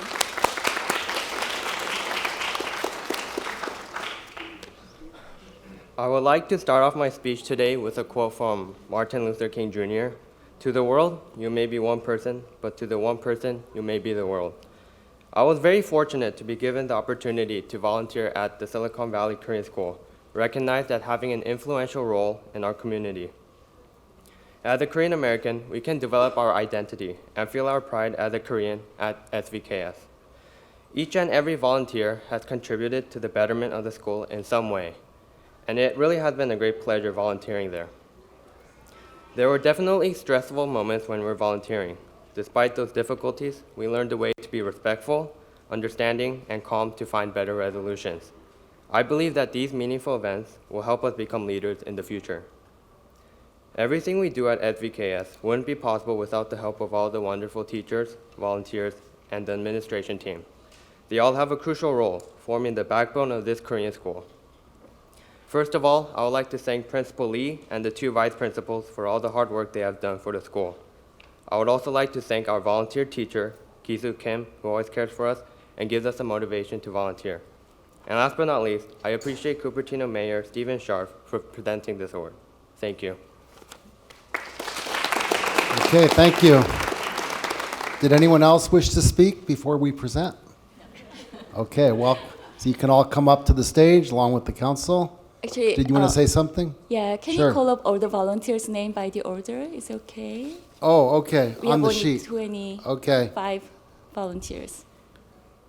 I have 24 listed. 24, yeah. Okay. 24 high school volunteers. Okay, Edward Kim, Sean Kim, Jason Yoon, Dong Shin, Sarah Kim, Michael Kim, Stephanie Kim, Flora Kong, Jihyun Huang, Paul Song, Lauren Lee, Christine Bach, Carolyn Kim, Jiwon Lee, Saul Yoon, Celine Kugler, Min Yu, Matthew Lee, Fiona Oh, Alan Lee, Dayong Lee, Christopher Oh, Ellie Peck, and Hoon Cho. And then I have 7 college volunteers. Do you want their names too? Yes. Sure. Sung-Hwan Lee, Kwang-go Kong, Yi-Hyun Lee, Yoo-jin Kim, Min-ji Jung, Jong Kim, and So-young Park. Thank you. Great. Okay. I make a small request. Could one student come up speak in Korean something? Oh, speak in Korean? Speech, you mean? Do you want me to? I know Anyo Haseo. Yeah, he already visited our event, so yeah, he knows. And my nephew's son goes to your school. I hope he's been behaving. Right. Yeah. Actually, we have 3 programs, so he's in Hanyang program. Yeah, he's very good. College volunteers. And I have a space in Korean. Okay. Right now, All right. I'm sorry. So let's pass out the certificates. If everyone could come up and the council.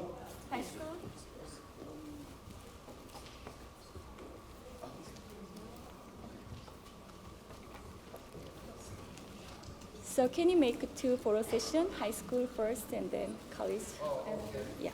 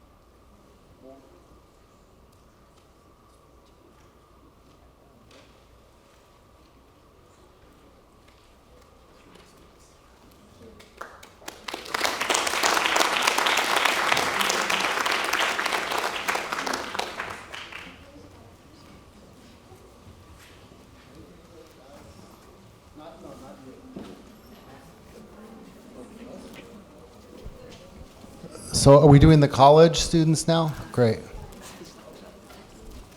By the way, how many students are at the Korean school? 1,030 students. If you've ever been by Cupertino High School on a Saturday morning, it's an amazing operation. 52 classes, wow.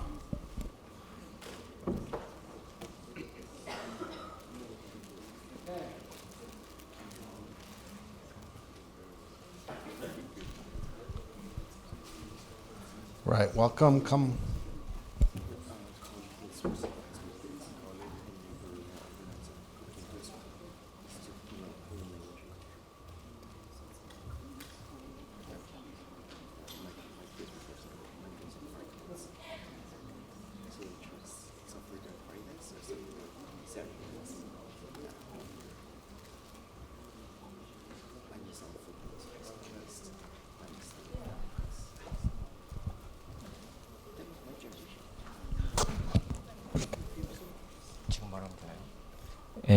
와주신 여러분 모두 감사드리고요.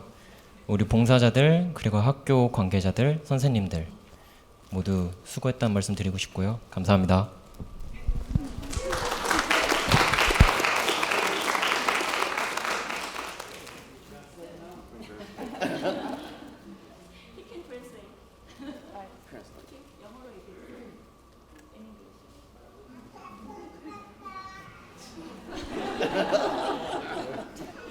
Thank you for everybody who are being in here with us, and then and appreciate for every relative with our school and every volunteers. Thank you.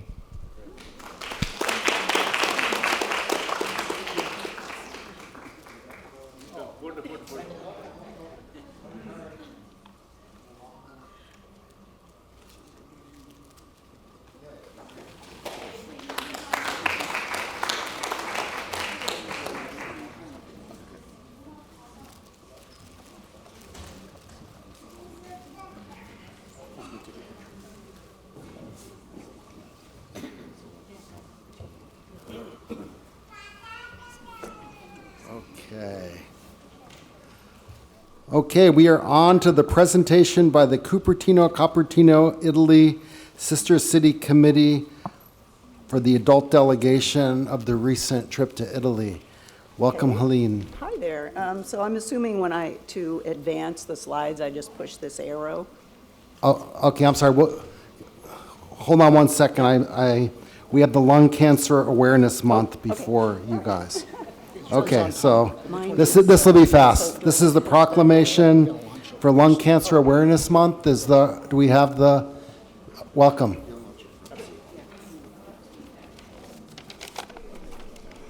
So thank you so much, Mayor Scharf, for allowing me and my nonprofit to speak here tonight. I also want to thank Kavitha and Grace for all their support and the time that they spent working with us. My name is Yo-Yo Wang, and I'm one of the co-founders of the American Lung Cancer Screening Initiative. With November being Lung Cancer Awareness Month, we want to talk a little bit about lung cancer and the benefits associated with lung cancer screening. Lung cancer is responsible for the most cancer-related deaths in the United States and in the world. Approximately 6% of people will be diagnosed with lung cancer, so most of you will most likely know someone affected by this disease. One of the ways to reduce the number of deaths from lung cancer is through lung cancer screening. A few years ago, doctors discovered that screening for lung cancer can help find lung cancer earlier and in turn save lives. Lung cancer screening is done by low-dose computed tomography, or CT or CAT scan for short. Low-dose CT scans use a lower dose of radiation than normal scans. Currently, people who are recommended for lung cancer screening are folks who are over 55 years old and are currently smoking or have quit within the past 15 years and who have at least a 30-pack year smoking history. Right now, even though lung cancer screening saves lives, only 4% of people should be getting screened for lung cancer are actually getting screened.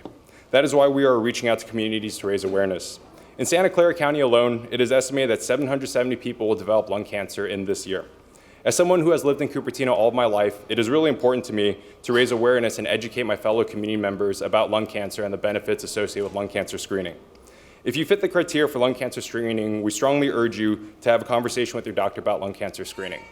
If you want more information or have any questions regarding lung cancer screening, please visit us at our website at www.alcsi.org. Once again, thank you all so much. Okay, thank you. We have a proclamation. Council can come up.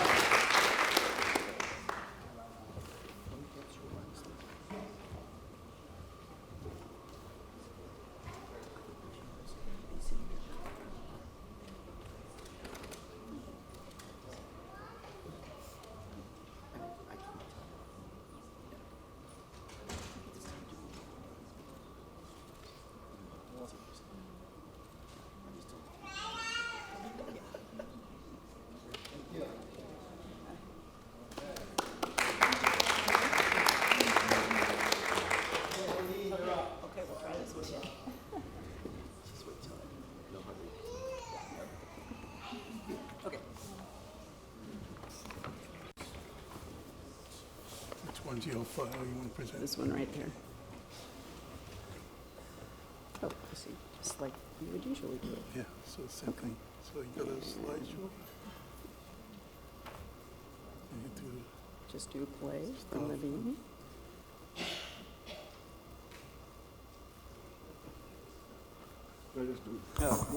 So if you've noticed, we have little Italian flags all along there. You see all my notes and everything. No, I think it's up here from the beginning. Right up here, right here. Here, go up to. Okay, now we got all these lovely arrows up there. Okay, and I'm assuming, well, I'll figure out how to advance it. I'm assuming it's this right here. Oh. Okay. Okay, everybody's telling me how to do things up here. Anyway, buonasera, Mayor Scharf, council members, and city staff. My name is Helene Davis, and I am the president of the Cupertino-Cupertino Sister Cities Association. We are a nonprofit, all-volunteer organization. And as you may know, the Cupertino-Cupertino Sister Cities relationship is the longest running for our city and dates back to 1963.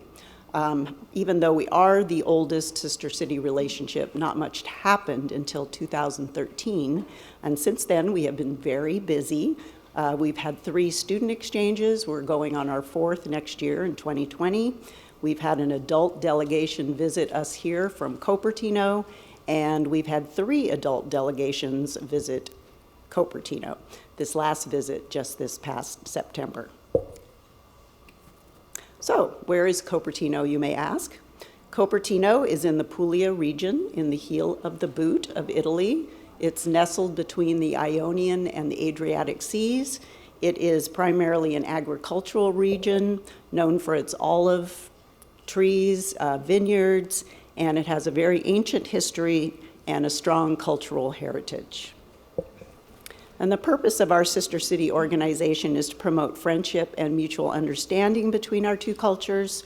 And we do accomplish this through our many student exchanges, our adult exchanges, and many informal visits to each other's communities. So the September adult delegation was ably led by Mayor Stephen Scharf, and Cupertino was well represented by these community leaders. So if you went on the trip or are a member of our board or committee, could you please stand? And thank you for all you do, and thank you for going on the trip.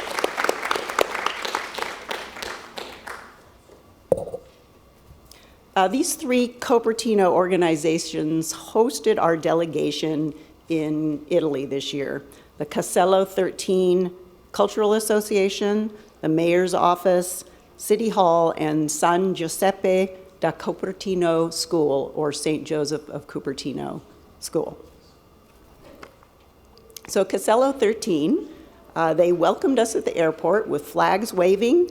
President Nino Grassi and member Azura Martina organized activities for us, and Azura served as our interpreter. Azura is a good friend of Cupertino, as she was one of the first to visit us here in 2015, along with Cupertino Council member Mauro Valentino. So we were invited to meet with the City Council and at the Council chambers, and the meeting was presided over by Mayor Sandrina Schito. We made speeches in English and in Italian, we exchanged gifts, and if that wasn't enough, they treated us to coffee afterwards. So we all got off out of the building, down into the street, traipsed off to a local cafe, and the place just overflowed with delegates with the city council, and with other Cupertino citizens. And how many city council members do they have? I think was it 16 or 23. 23, okay. I don't think they were all there, but pretty close. And they sit on opposite sides of the dais. Anyway, Stephen, you can tell us about that. So I just wanted to note that there is a City of Cupertino flag behind the dais. If you can note there, it's on the right-hand side. But the student exchanges really are the heart and soul of the sister city relationship. We receive students from Cupertino in February, and then we send our students to Cupertino in April. So the school welcomed us with open arms. They treated us to a musical performance by their choir and band. The choir sang the US anthem and then the Italian anthem, and they also did an amazing rendition of Bohemian Rhapsody. It was really amazing. But it's very important to get the support of the principal and the staff, as well as the support of the mayor and city hall there. All in all, we really felt the gracious Italian hospitality. And speaking of gracious Italian hospitality, Casello 13 gave us a huge welcome dinner at La Tofola, which is a masseria or a farmhouse. And this is where our prior delegation stayed 4 years ago. And other highlights included touring sites in the Centro Storico, which is the historic center of Cupertino. There's a Norman-era castle. It's just really impressive. It's amazing. They've been restoring it these last 4 years, and so we got this amazing, amazing tour. Then we also visited St. Joseph of Cupertino Sanctuary. This is where the patron saint of Cupertino was born and lived as a child. He is also the patron saint of pilots and students, so that's a little fun fact. And we also visited Mina Natali's workshop. She's a cartapesta, or a paper mache artist, that she does a centuries-old craft that's used to create religious statues.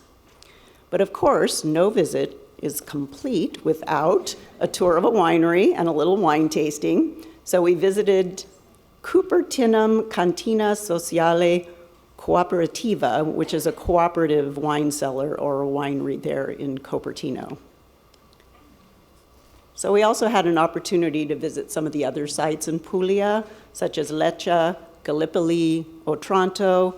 It really gave us a better sense of the region of Puglia.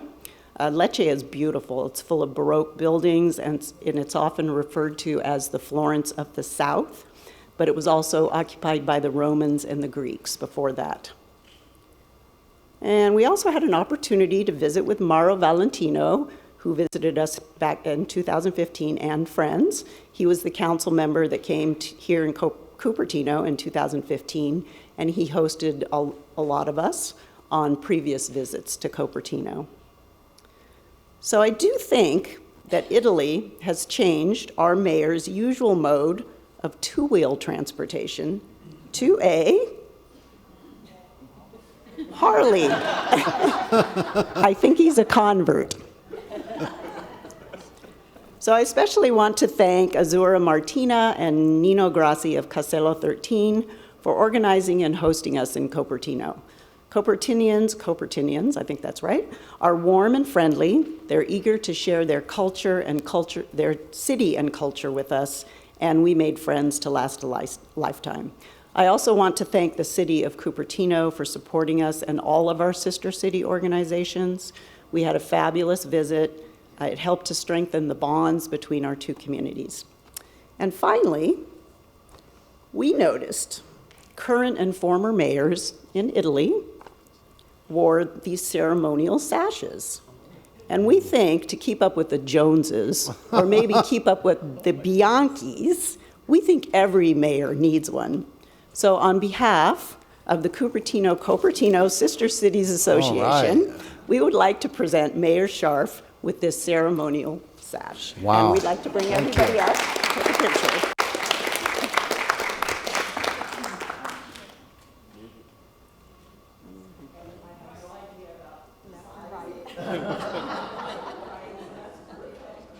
Make sure the colors are showing.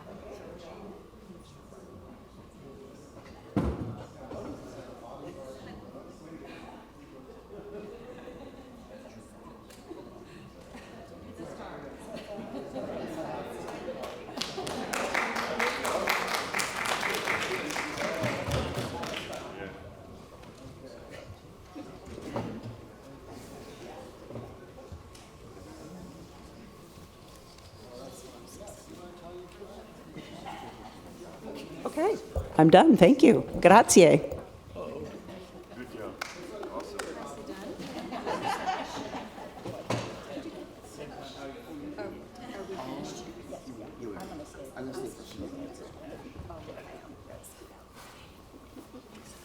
Okay, finally, in our ceremonial matters and presentations, we will have a presentation by Judy Miner, Chancellor of Foothill De Anza Community College, on the planning process for the facility that will replace De Anza's Flint Center.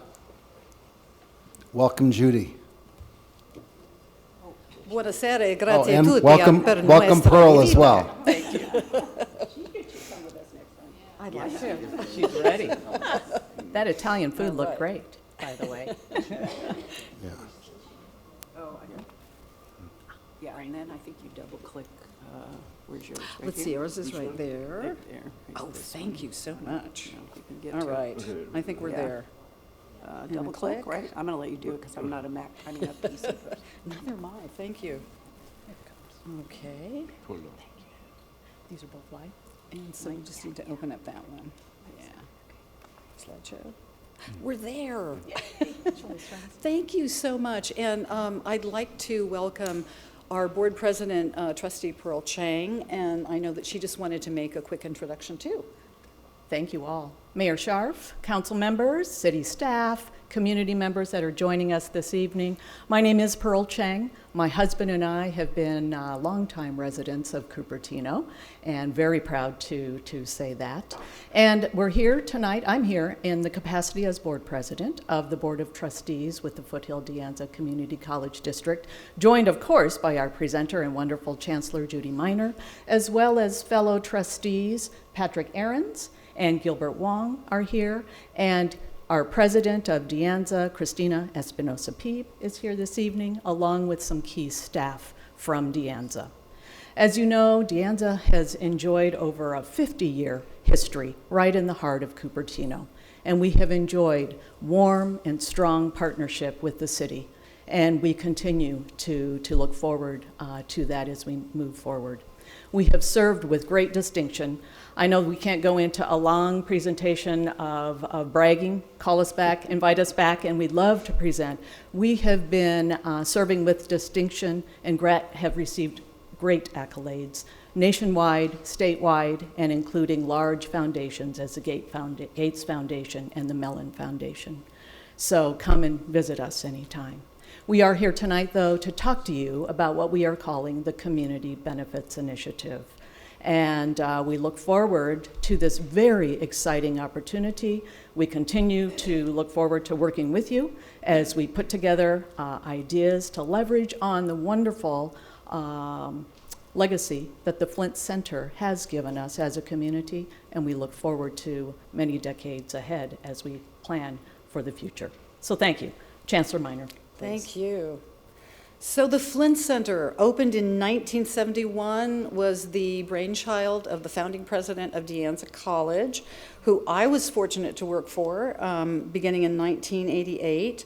But then we found ourselves with a great deal of problems, and as many of you know, we did an assessment and determined it was a very expensive proposition to address the seismic issues, the deferred maintenance, and many, many ADA violations that actually made us wonder how we ever got past so many other inspections by the Department of the State Architect. And of course, with the closure of the incredible celebrity forum with Dick Henning's retirement after 51 years of putting that on, we knew that we really would have great trouble in getting enough performances booked in the Flint Center to keep it open.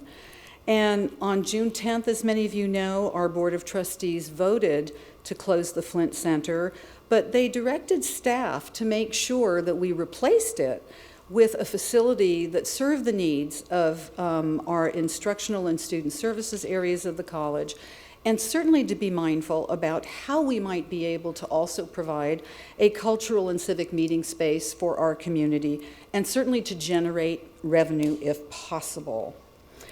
And so we started talking amongst ourselves about some of the most serious needs in our community. And as you know, housing has been a big issue, both for our students and for our employees. And we were fortunate to be invited by Joe Simidian to be a partner in the project that is going forward in Palo Alto. So we will be one of the 5 districts who were originally invited to participate. And with the recent contribution of Facebook of $25 million, the schools in the Menlo Park district will also be participating with us. So I just wanted to quickly share with you one of the reasons why it's so important for us these days to think about public-private partnerships is that our primary source of funding is from Prop 98, which is also the source of funding for K-12. And that if you can see here that the sources of Prop 98 are very much from local property tax and the general fund. And the reason why I do share that with you, there has been some concern among our residents of the district who have felt they might be funding students from other districts. And the reality is that with the passage of Prop 13 in 1978, it took away the taxation power from our local Board of Trustees that used to have that power to actually levy a tax that would go directly to the local community college.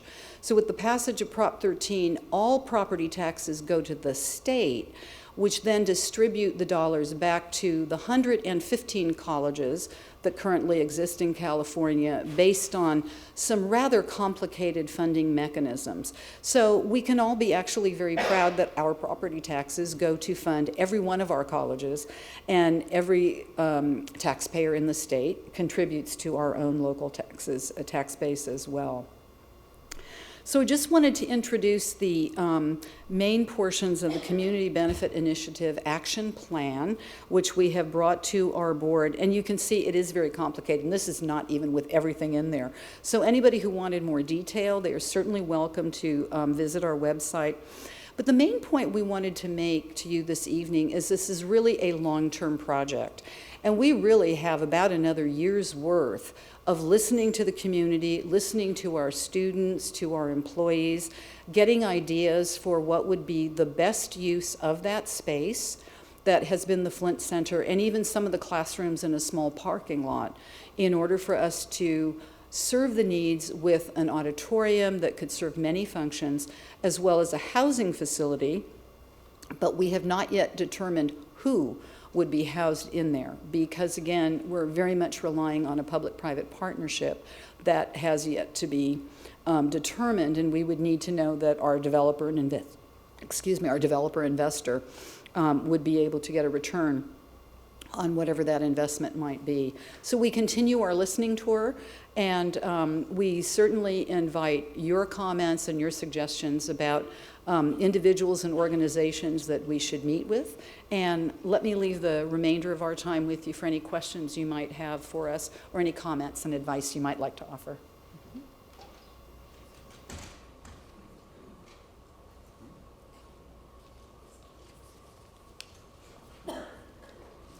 Okay, so we'll bring it back to council for questions. Also, if anybody wants to speak on this, they could fill out a card. John, do you have anything? Actually, you know, I met Judy this past summer at Memorial Park, and you had your survey cards, and at the time I didn't have time to think of what would be great, but very shortly thereafter I had ideas, and the one I'd like to toss out is, since our library is so important to our community, San Jose State has a community college joint library. Would it be possible to have a joint library, maybe it's a satellite or maybe it's more than that, but kind of like San Jose State has? I've actually used San Jose State's library, and I've checked out books there and stuff. Since our library is at capacity, yes, we'll be talking about the expansion tonight, but here we have maybe an opportunity to get more library facilities for our community. And any way that we might be able to think about that as part of your plan? Well, we know that there will be quite a few tertiary and secondary effects that would be a result of the new buildings. And knowing that the interim president of Anza is in the room, I have no doubt she is taking notes. And these would be exactly the kinds of ideas that we want to take back to the campus to say, where might this fit if this is a priority for the city of Cupertino? We're very interested in knowing what your priorities are. Great. I would be very happy if that were possible. I'll leave it at that as my ask. Thank you. And I know our librarians would love to have a 7-day-a-week schedule, and that might be possible if we partner with you. The other thing is, I'm sure your library participates in interlibrary loan, so I bet that there would be also ways that you could get some of the holdings from other local libraries that could be available in your library here too. So I would definitely look into that. Maybe if I just ask the question, are non-student residents of Cupertino able to get a Anza College library card and check out books there, or? I believe we have limited it to students, is that correct, Christina? Yeah. Because we also are somewhat at capacity given the number of librarians and staff and the hours that we can be open. And boy, that library is filled from the time that it opens until the time that it closes. It's such a popular place, and instruction occurs in there as well. So it's a really important gathering place for small groups. And but thank you for offering that as something for us to explore. I would try and work at this end if Let's have some more conversations. That, you're in favor of. Thank you. Okay, Darcy. Thanks for making it. I don't have any questions at this time. I wish you good luck with it.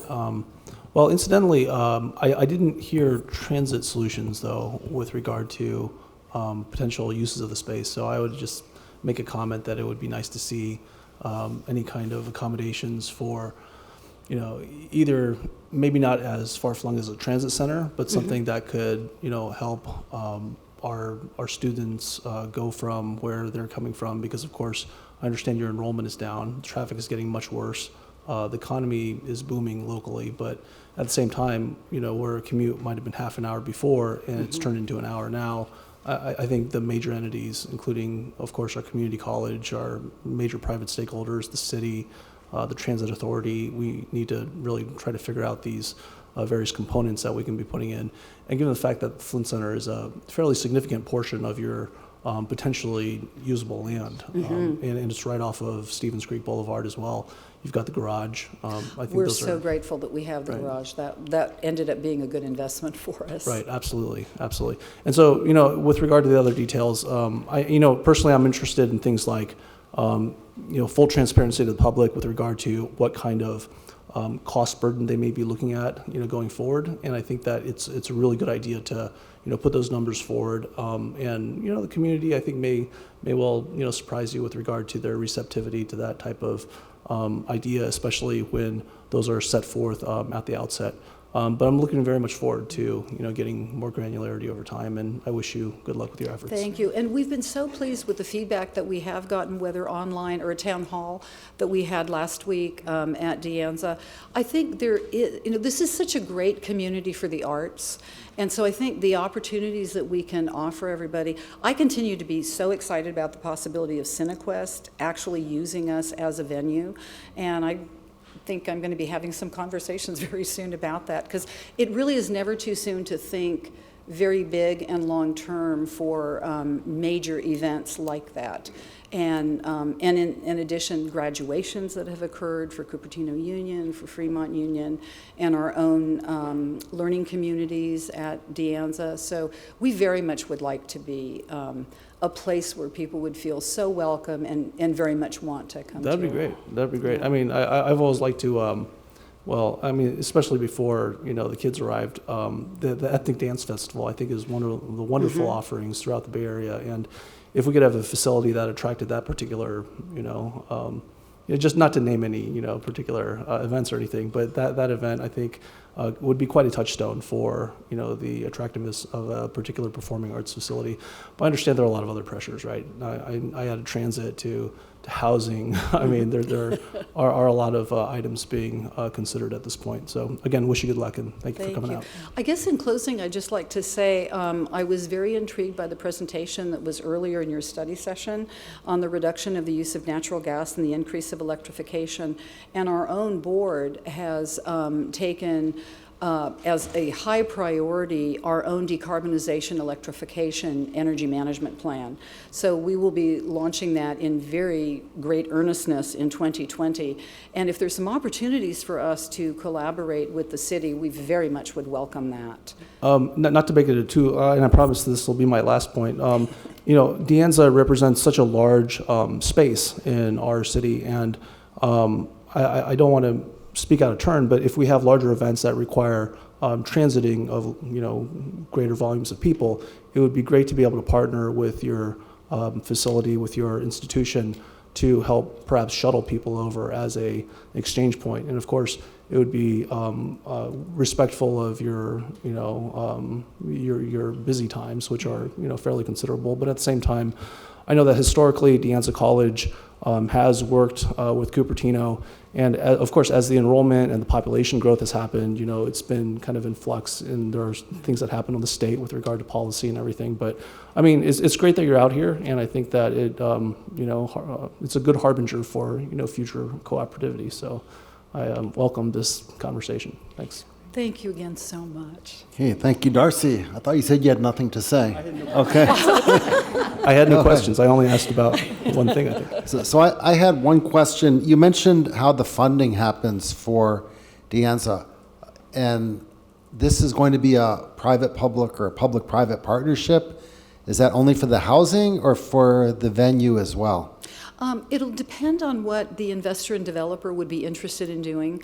We very much would want to have control of the auditorium and the performance space. We really don't want to have another Flint Center where it's leased out for other groups running it, and we really do want to have it primarily as our facility with the chance to open it up to the community.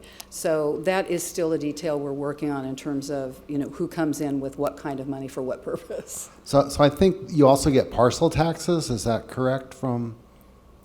We don't currently have a parcel tax. Oh, you don't? No. Okay. Okay, so yeah, I just hope whatever you decide to build, I know there's tremendous community support there was for Flint Center, and a lot of people were unhappy about what's transpiring.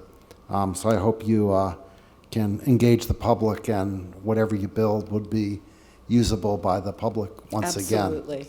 Okay, thank you. Yes, thank you so much. Madam Vice Mayor. Sorry, as usual, I have a long list of questions. So I think there's no denying we need more housing in this area. However, I wonder what other options you have considered for housing on the De Anza and Foothill school site. You have many parking lots. And so did you only consider putting housing by replacing a performing arts center with housing, or is there any other sites for housing considered? The projects are still going through the shared governance process at De Anza. So the update to their facilities master plan that they will be presenting to our board at our special meeting next week will be basically saying that they are committed to trying to help the housing crisis by having housing for both students and employees. But the where and the how have really yet to be determined. So there'll be a full year of conversations at both our campuses to discuss what kinds of projects would actually go up. So the initial thinking is that the Flint Center site could be used for both a performance hall and housing that isn't necessarily in the exact space of the Flint Center, but a little farther back on the campus as kind of an initial thought that we've had. But, okay. Yeah, none of that is absolutely set in stone. So at like this you point. said, the Flint Center was built in 1970s, right? 1971. Yeah, so usually older buildings use better material, and then even if you want to rebuild the same thing, it's usually costs a lot more nowadays. And I understand it's the estimated cost for renovation, earthquake, seismic retrofit, and plus other, I don't know how much exactly is only for retrofit, but then the estimated cost is retrofit plus other renovation is $15 million. And then you are if you rebuild a new one, you are looking at $100 million for smaller one. That's what I heard last time. So I'm just wondering, with such high labor and construction cost, why is it economically viable to rebuild a new one? Well, we knew that we would not be able to continue to keep the Flint functioning with so few groups that used it.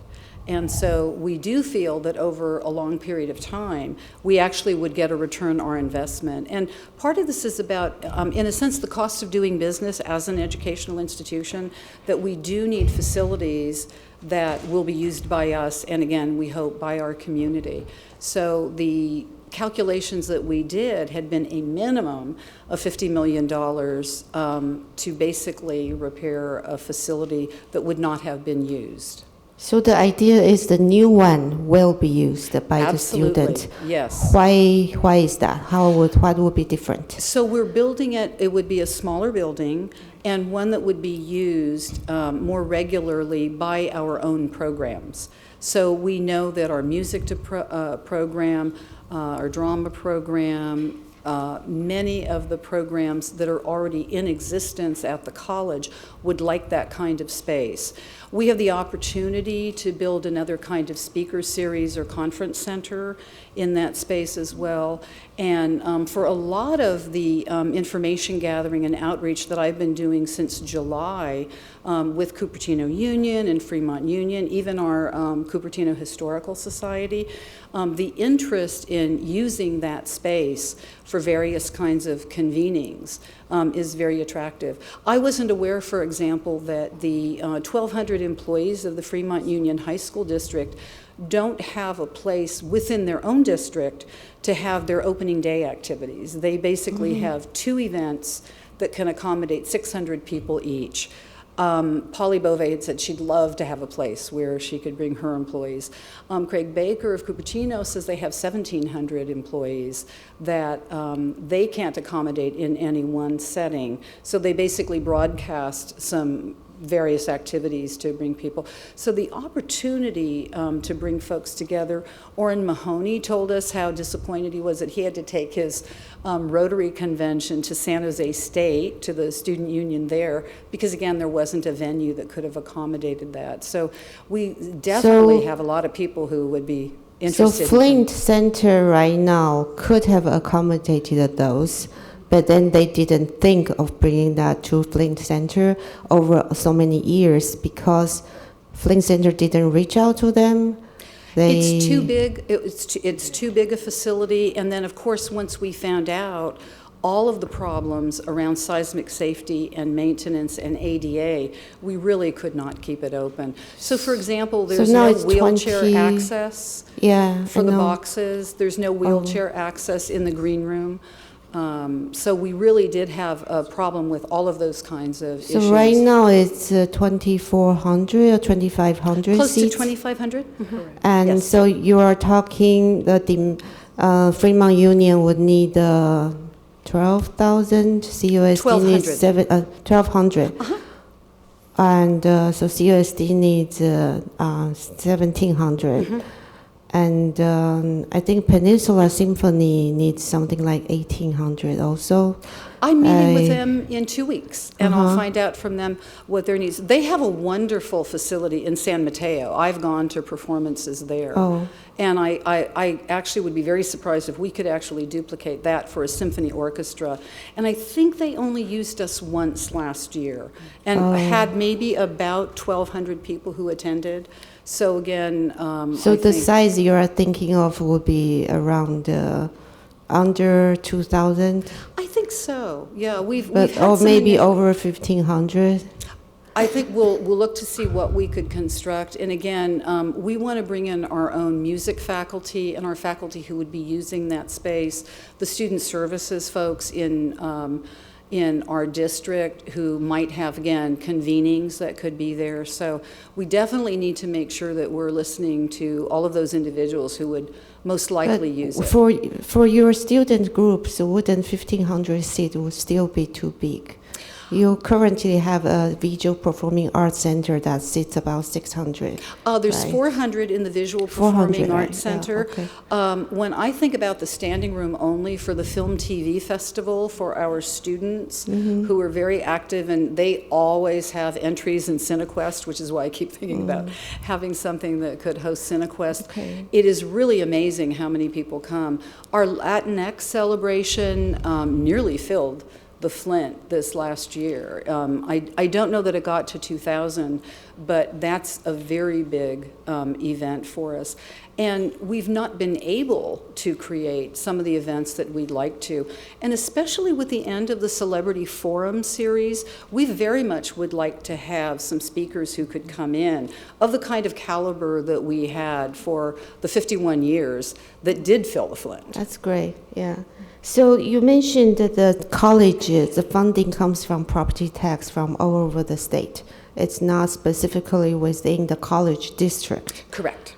But the students, how do you know what percentage of students come from out of district? I think Anza may have about 45% of their students right now that come from out of district. The good news, we think, is that Anza is the most populous choice for the graduates of the Fremont Union High School District and always has been. So when we look at the graduating classes from our schools in Fremont Union, it typically is the case of maybe 20 to 25% in any given year of those graduates come to Anza College. Yeah, I know it's a very reputable college. And we're very proud so of our programs. we are attracting many people. But then if we build a new center, then the bond major will be paid. You would be considering a bond, right? That will be paid by people who live in the district, though. Well, I'll let President Chang address the special board meeting that's coming up on that have question. that scheduled. The bond measure, as you know, is actually a separate initiative. Our last bond measure was about 13 years ago. And as a large institution, you know this, we still have deferred maintenance and a number of different facility needs throughout our district. And so we are right now, as a board, looking at where and how does that rack up. We actually had a top-level presentation at our last board meeting that talked about all of the needs district-wide. And as you can imagine, it was a large dollar amount. So we know we can't tackle that in total, but it is coming to the point where we may need to go and say we need to tackle the highest priority needs on that list. So we will be analyzing and discussing that in the near term. That is very different than how we would plan to fund and move forward with so the CBI. Flint Center won't be funded by the bond, upcoming potential bond major. That's not our plan. That's correct. Okay. That is not our So plan. right We now you are definitely- looking into funding the new Flint Center. It's good to learn that you are planning to build at least big enough for the need of the community around the Anza. Absolutely.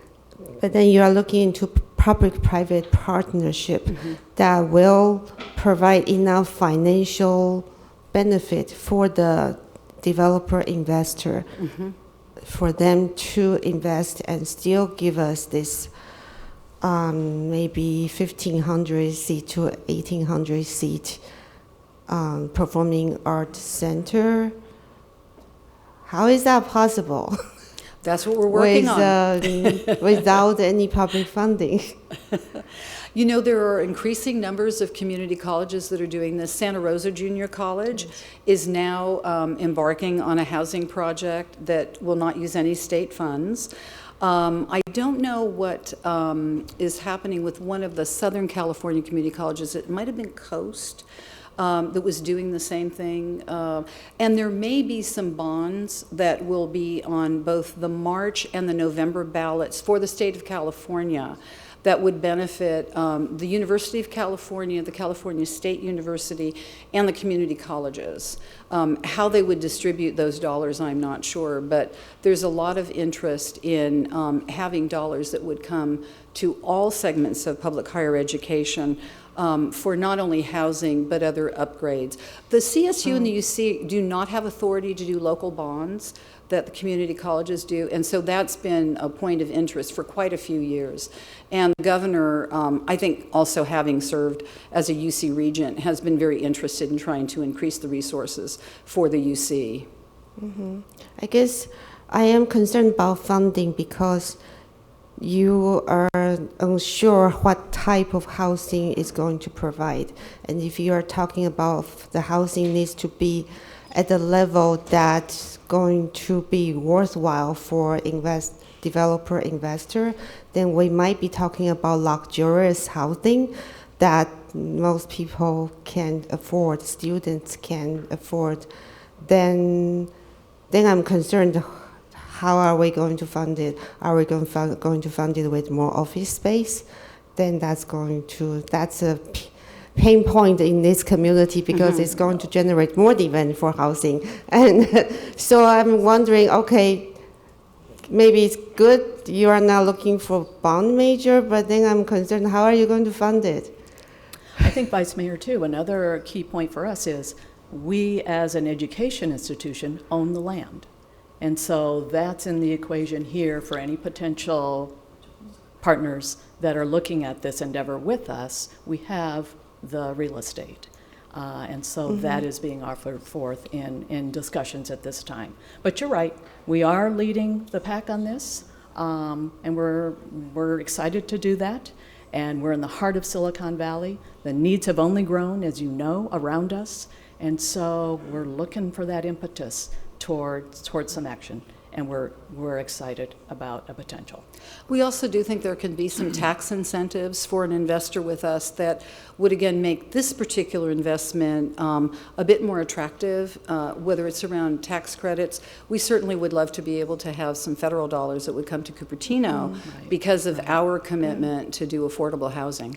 Okay, thank you. So there is one, sorry. That's okay. There is one slide you have on Community Benefits Action Initiative. And what exactly does that include? So that is what we're calling the project for replacing the Flint Center. And so the timeline that we've given you. But don't know what's the community benefits yet. It's just what we're hoping is that we provide you with a space that has not otherwise been available to you. Okay, great. Thank you so much for coming. Thank you. Okay. Okay. Mr. Sinks. Thank you very much. So many of us followed the long discussion between the county and Stanford University. They're a private university, but obviously they were subject to all kinds of mitigations and finally a DA that the parties agreed not to agree on. Right. In this case, are you subject to CEQA to do such a project? Do you go through an EIR? Do you have to mitigate traffic impacts and all these other things that Stanford had to do? We do have to file those reports because we are a special district. There isn't the same municipal mitigations that we would that they would have to do in having the agreements within the city limits in which they're. So who oversees that CEQA work? Do you do that yourselves? That's through the state Department architect? of the State Architect and the State Chancellor's Office. So any of that work all has to be passed through them. And so that goes basically to the Board of Governors. Okay. Mhm. You'll recall my interactions with your board. I was an advocate for trying to establish a transit hub that would tether to a transit center on or in Highway 85 to let us move people rapidly up and down that corridor. I wasn't successful. You went ahead with your project. You retrofitted it to the tune of $32.5 million, I believe it was in the end. 33 and a half when all was said and done. Unfortunately, the developer on the other side of Stevens Creek Boulevard is coming in with a project that has no transit center in it whatsoever. So, many of us are beginning to think that we have no place to have a major transit center with a bus turnaround, for example. There, I would love to see you.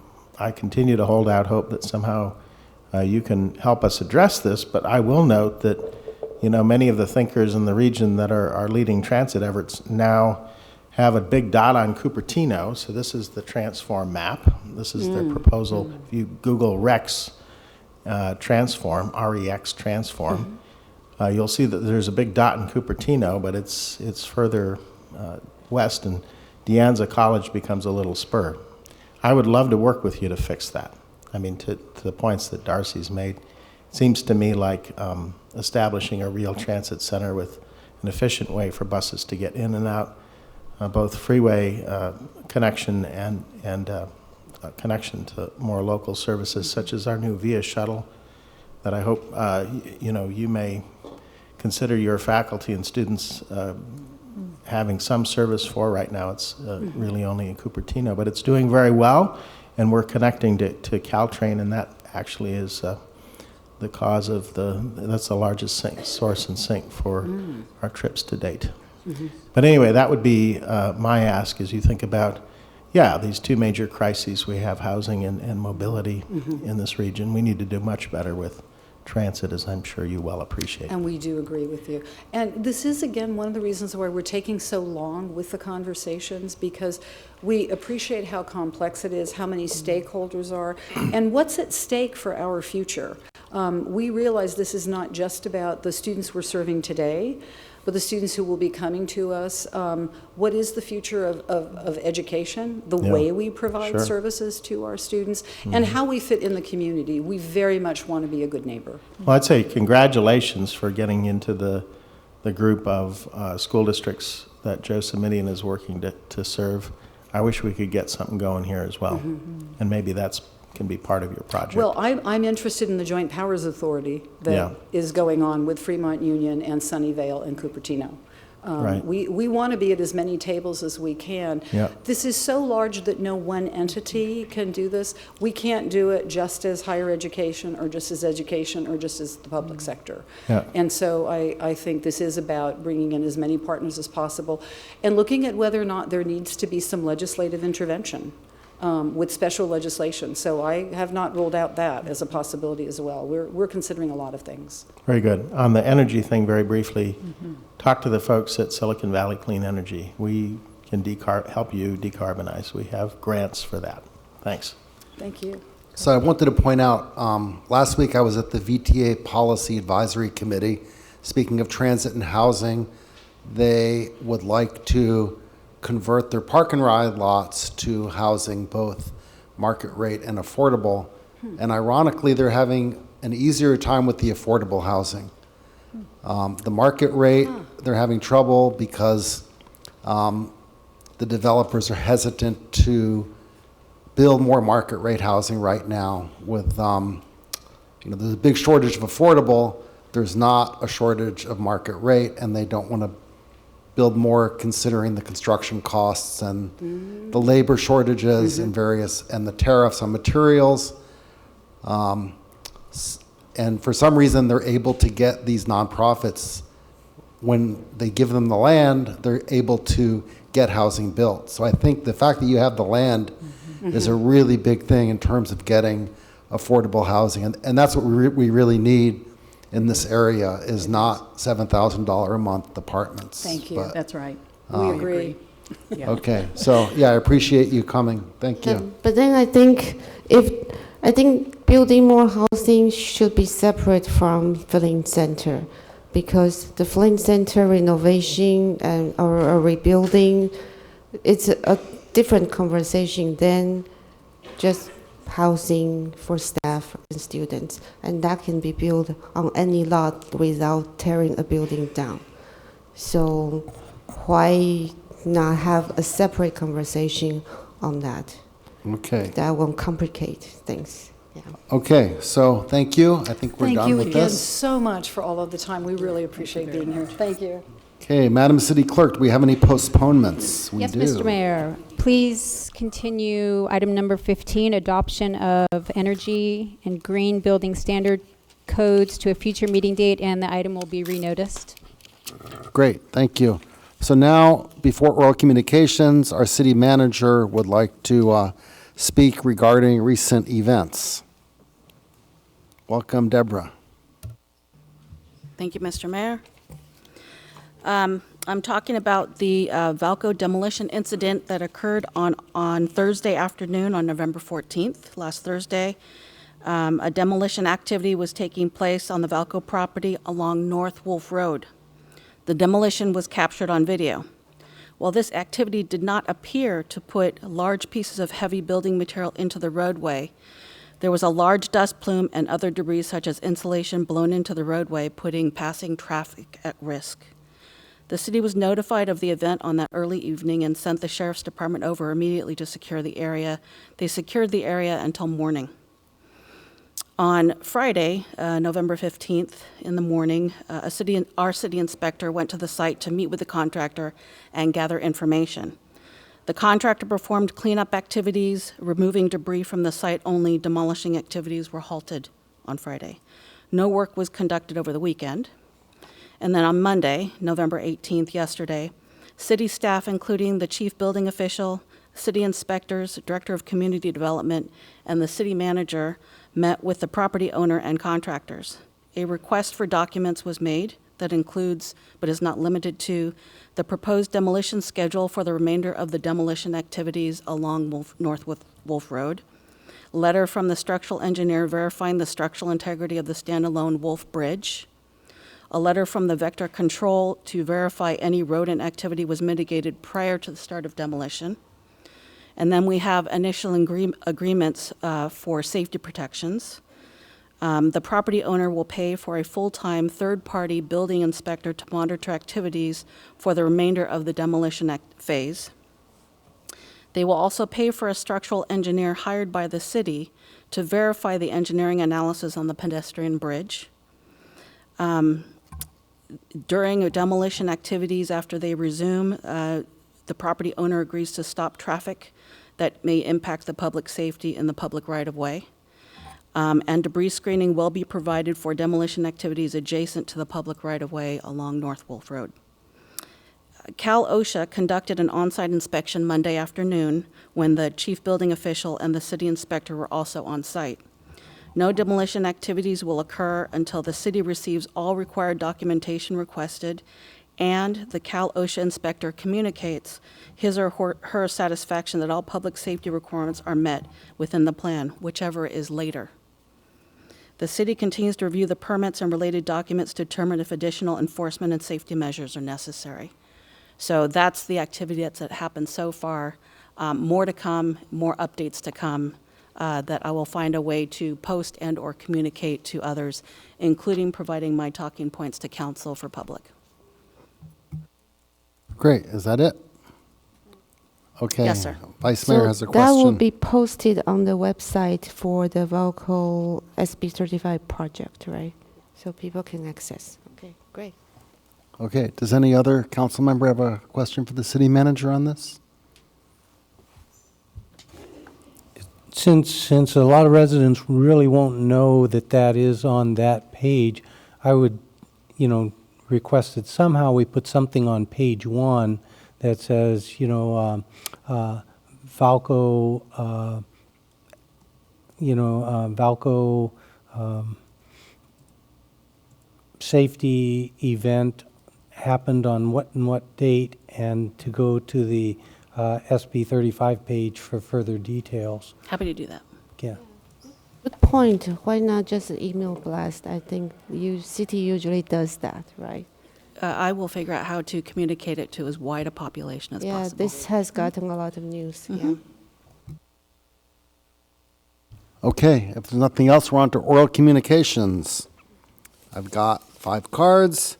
First is, hard to read this, it looks like Sujaltha Venkatraman, followed by Jennifer Griffin, followed by Shirley Hung, for which the Vice Mayor will translate. Welcome, Sujitha. Thank you. Sujatha, okay.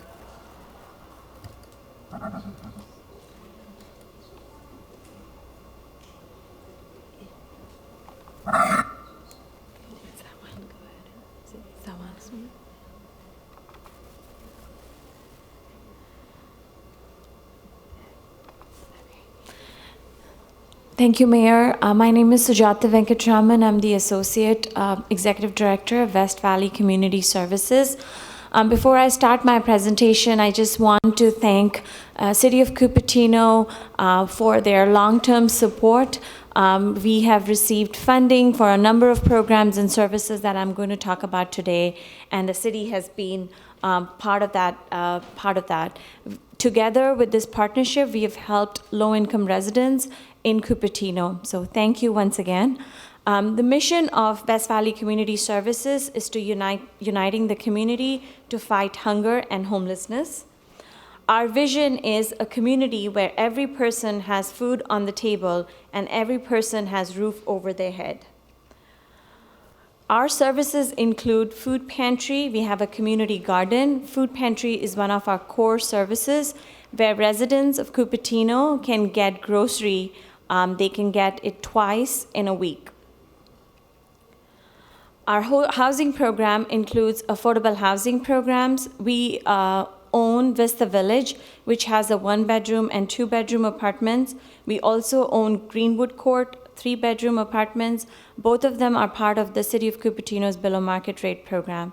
We also have a housing advocate program, which we call Housing Specialist, that helps clients with evictions, mitigation, engages landlords to house residents with voucher, Section 8, or any other tenant-based rental assistance voucher.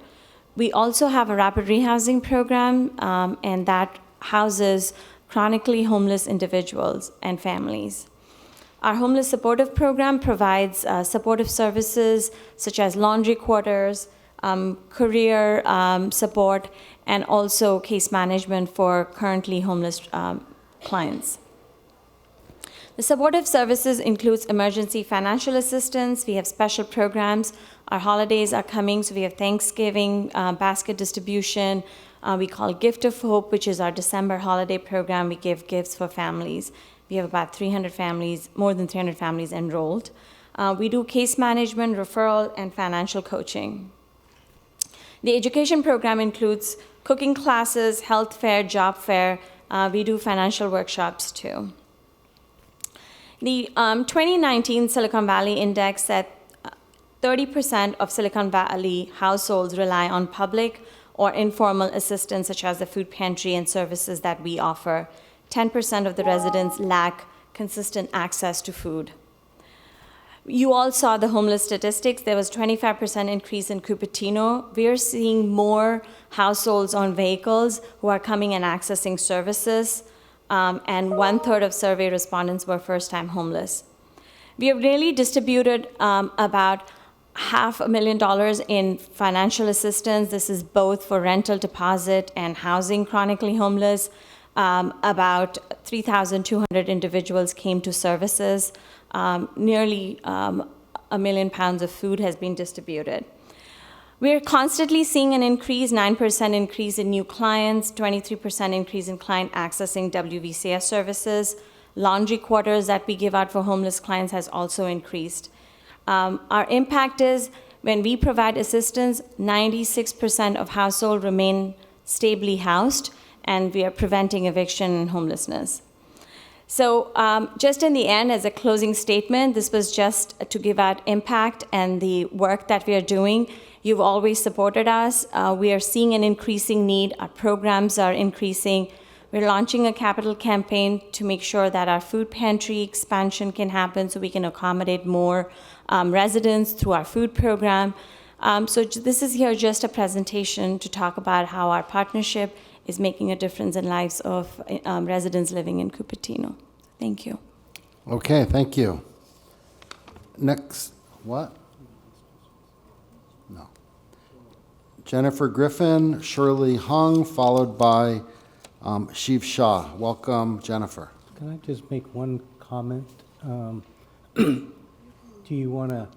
Council comments, you can make comments. It's not agendized.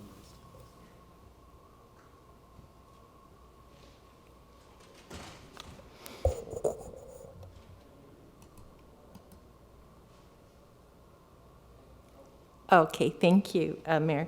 Hi, I'm Jennifer Griffin. Good evening, City Council.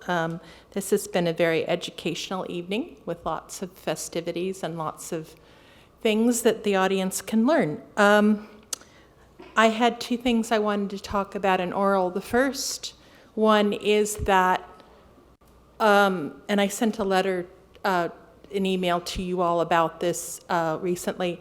There is a shopping center with a Safeway in it at Stevens Creek and Lawrence Expressway. It's actually in West San Jose, but that Safeway is utilized by residents of East Cupertino, West San Jose, Sunnyvale, and Santa Clara. That shopping center was recently sold to a large developer from Southern California who's actually redeveloping the Cambrian shopping center. The Cambrian Shopping Center is actually in an urban village in San Jose, Cambrian Avenue, and it's 8 stories with all sorts of things in it. If you all weren't aware, the shopping center that was sold in West San Jose at Stevens Creek and Lawrence is part of the Stevens Creek Urban Village in San Jose. 3 years ago, San Jose voted to allow up to 160 feet in there, possibly 200 feet. I can't remember exactly. Do you realize that housing that went in there, those students would be going to Cupertino High School? This is the beginning of the rollout of urban village land down Stevens Creek Boulevard to, I believe, Kylie. There's all of those students from urban village land will be going to Cupertino High School, along with Valco. So we need to be aware of that, what we do about it. But I'm going to put in, we need to keep the Safeway open. It is a survival level thing to make sure that we have grocery stores, drug stores, gas stations, and pharmacies. People need, especially in emergency situations, you have to be able to fill your gas tank. You have to be able to get prescriptions, and you need to buy food. I encourage San Jose to make sure that that Safeway stays open. The other thing is we're facing SB 50 coming back online in January at Sacramento level. We need to be aware and do everything possible to make sure that this horrendous bill is not reawakened and reactivated. It is a Frankenstein that is going to change our entire state. And I think that the CASA committee, CASA Compact, those people weren't elected. How are we having bills coming out of Sacramento that were sponsored by unelected people? Okay, thank you, Jennifer. Now we have Shirley Hung, followed by Shiv Shah, followed by Ian Greensides. And I have a note here that the Vice Mayor will translate for Shirley so she can have extra time. 6 minutes. Yeah, go.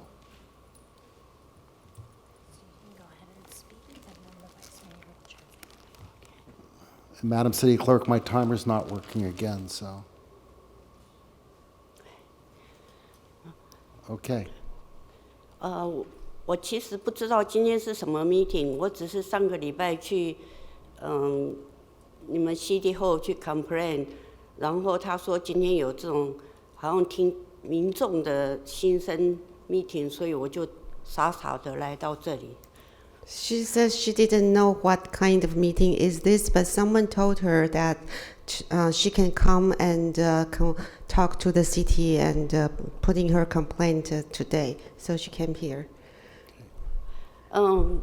我今天来的不是什么大建设，什么大案子，我不是要求什么，我只是要求我们的吃的安心。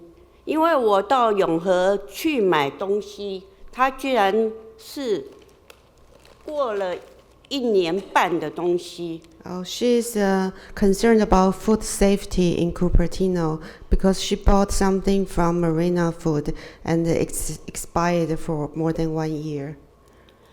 而且其他的都没有日期在上面，我们甚至不知道这个是什么时候开始。Many other products have no expiration date, so we don't know when that is, or how long that has been on the shelf. 你们所谓的大案子、大建设，最主要还是要有健康的身体。如果我们吃的都不能安心的话，我们怎么期望什么其他的大建设？ All these other big issues are not as important as our health. We need to be able to eat safely, feel comfortable with the food. Otherwise, all the other issues are unimportant. 我是很惊讶，说你们 Cupertino 居然没有一个部门是处理这个案件的。She's surprised that there is not one department in Cupertino that's responsible for food safety. 我已经65岁的老人，然后通常我的眼睛不好，我晚上是不出门的。可是我今天特地到这里来报告这件事。So she's 65 years old. Her health is not as good and her eyesight not good, but then she still came out today because to talk about this issue because of its importance. 对，因为食品的安全是我们最基本的。那如果你们 Cupertino 都做不到这一点的话，让我们觉得很。Because the food safety is the most essential to our life. So if we cannot even do that, there.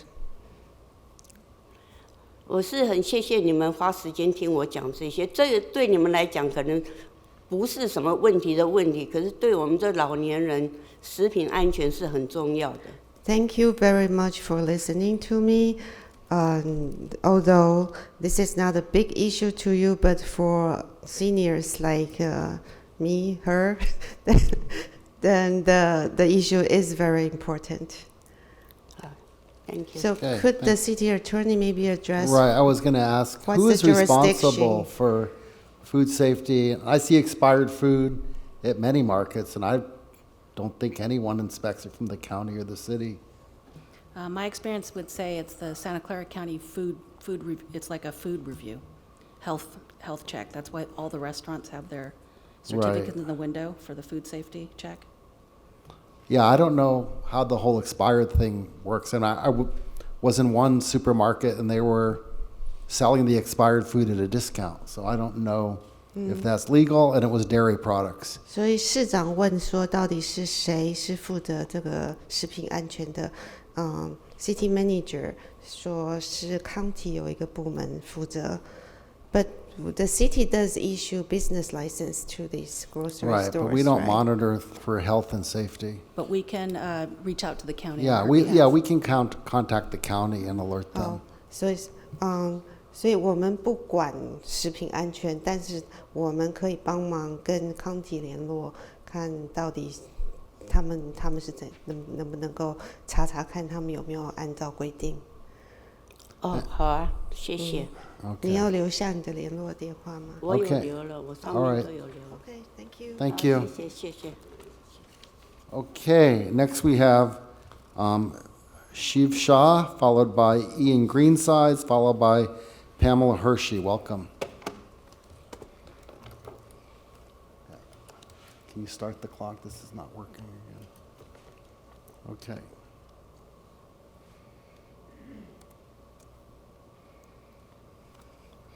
Hi, I'm Shiv, and I live at the Westwood Oaks neighborhood in Santa Clara. And I always bike through North Tanto Avenue while going to school at Cupertino High School every morning. Every morning, while on North Tanto Avenue, I face a terrible situation where bike lanes are not well designed. There's no green paint, and there's also a unique traffic situation. There are many right-turning cars from Apple employees that always need to cross the bike lane to get to the Apple campus. While during school hours, there could be like up to 4 bikers at once on the bike lanes, and they may need to exit the bike lane for safety. So here's a drawing of how it looks right now. So as you can see, the bike lane is on the outside, and the right-turning cars always cross the bike lane just to get to the Apple campus. And usually when they're on the bike lane, bikers had to exit the bike lane to go to the left of the right-turning cars. And just this morning, I almost crashed into one of the right-turning cars because they did not signal a right turn until the very last minute. And then I panicked, and I realized I had to either skid or move outwards 2 lanes to the left of the right-turning car.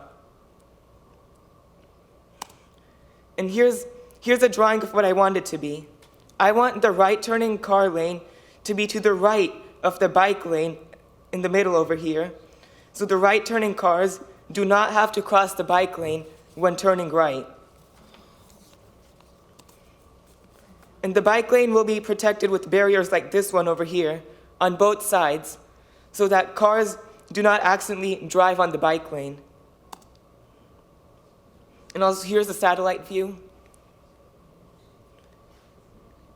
And one problem is that to have a right turning lane to the right of the bike lane would be really hard because there's only 1 car lane right over here in this area. So I think it would be a good idea to push this sidewalk back and to have the right turning car lane start over here. So the right turning cars can be to the right of the bike lane and they don't have to cross the bike lane somewhere in this area over here. Thank you. Okay, thank you. Can our Public Works Director, he's here today, can you look into this? My wife rides on this every day too, so I have an interest in it, and she has mentioned how dangerous that area can be. She's going the other direction in the morning. And I also, I'm not sure which part of Santa Clara you live in. I know one of the goals of the county is a bridge from behind that Safeway that Jennifer mentioned over into John Mize Park, and then you could come to Cupertino High School through, I think that through Barnhart Park and all, but you'll be done with high school before, you'll be done with college before that is ever Well, I live on the completed. neighborhood right next to the Apple campus. Ah, okay, yeah, that wouldn't work for you then. Okay, very good. Thank you for presenting, and our Public Works Director can talk to you. Thank you. Thank you. Okay, next I have Ian Greensides, followed by Pamela Hershey, followed by Lisa Warren. Welcome, Ian. Oh, Well, I'm not Ian. Okay. Ian had to leave because, well, it's an hour and a half into the meeting tonight. However, he asked me to submit this document to the public record. It is with regard to the incident this last week with the cease and desist letter that the chair of the Planning Commission filed against him. So if I could give this to the city clerk, I would appreciate it. Thank you. okay, thank you. I did have one question for the city attorney regarding this whole issue, because I got a letter from Mr. Greensides as well. So, we want to be careful not to restrict anyone's First Amendment rights. And I was trying to read up on this and came across a Supreme Court decision from 1964, and it says critics of public officials are given a great deal of latitude, and even false statements are not grounds for libel claims. Can you comment on this? I think this falls within the quick question to staff and response. So, I mean, first of all, I'd just like to say that, you know, the public has a right under the Brown Act to speak at planning commission meetings and city council meetings and to criticize local elected officials, and the city in no way discourages that those comments. People can also submit written comments, and you know, I'm not involved with the allegations in this Right. case, and I'd like to emphasize that Mr. Wong has hired an attorney in his personal capacity.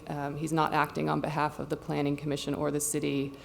I can comment generally on the standard for defamation to answer your question, and note that the courts have set a high bar for defamation against a public official.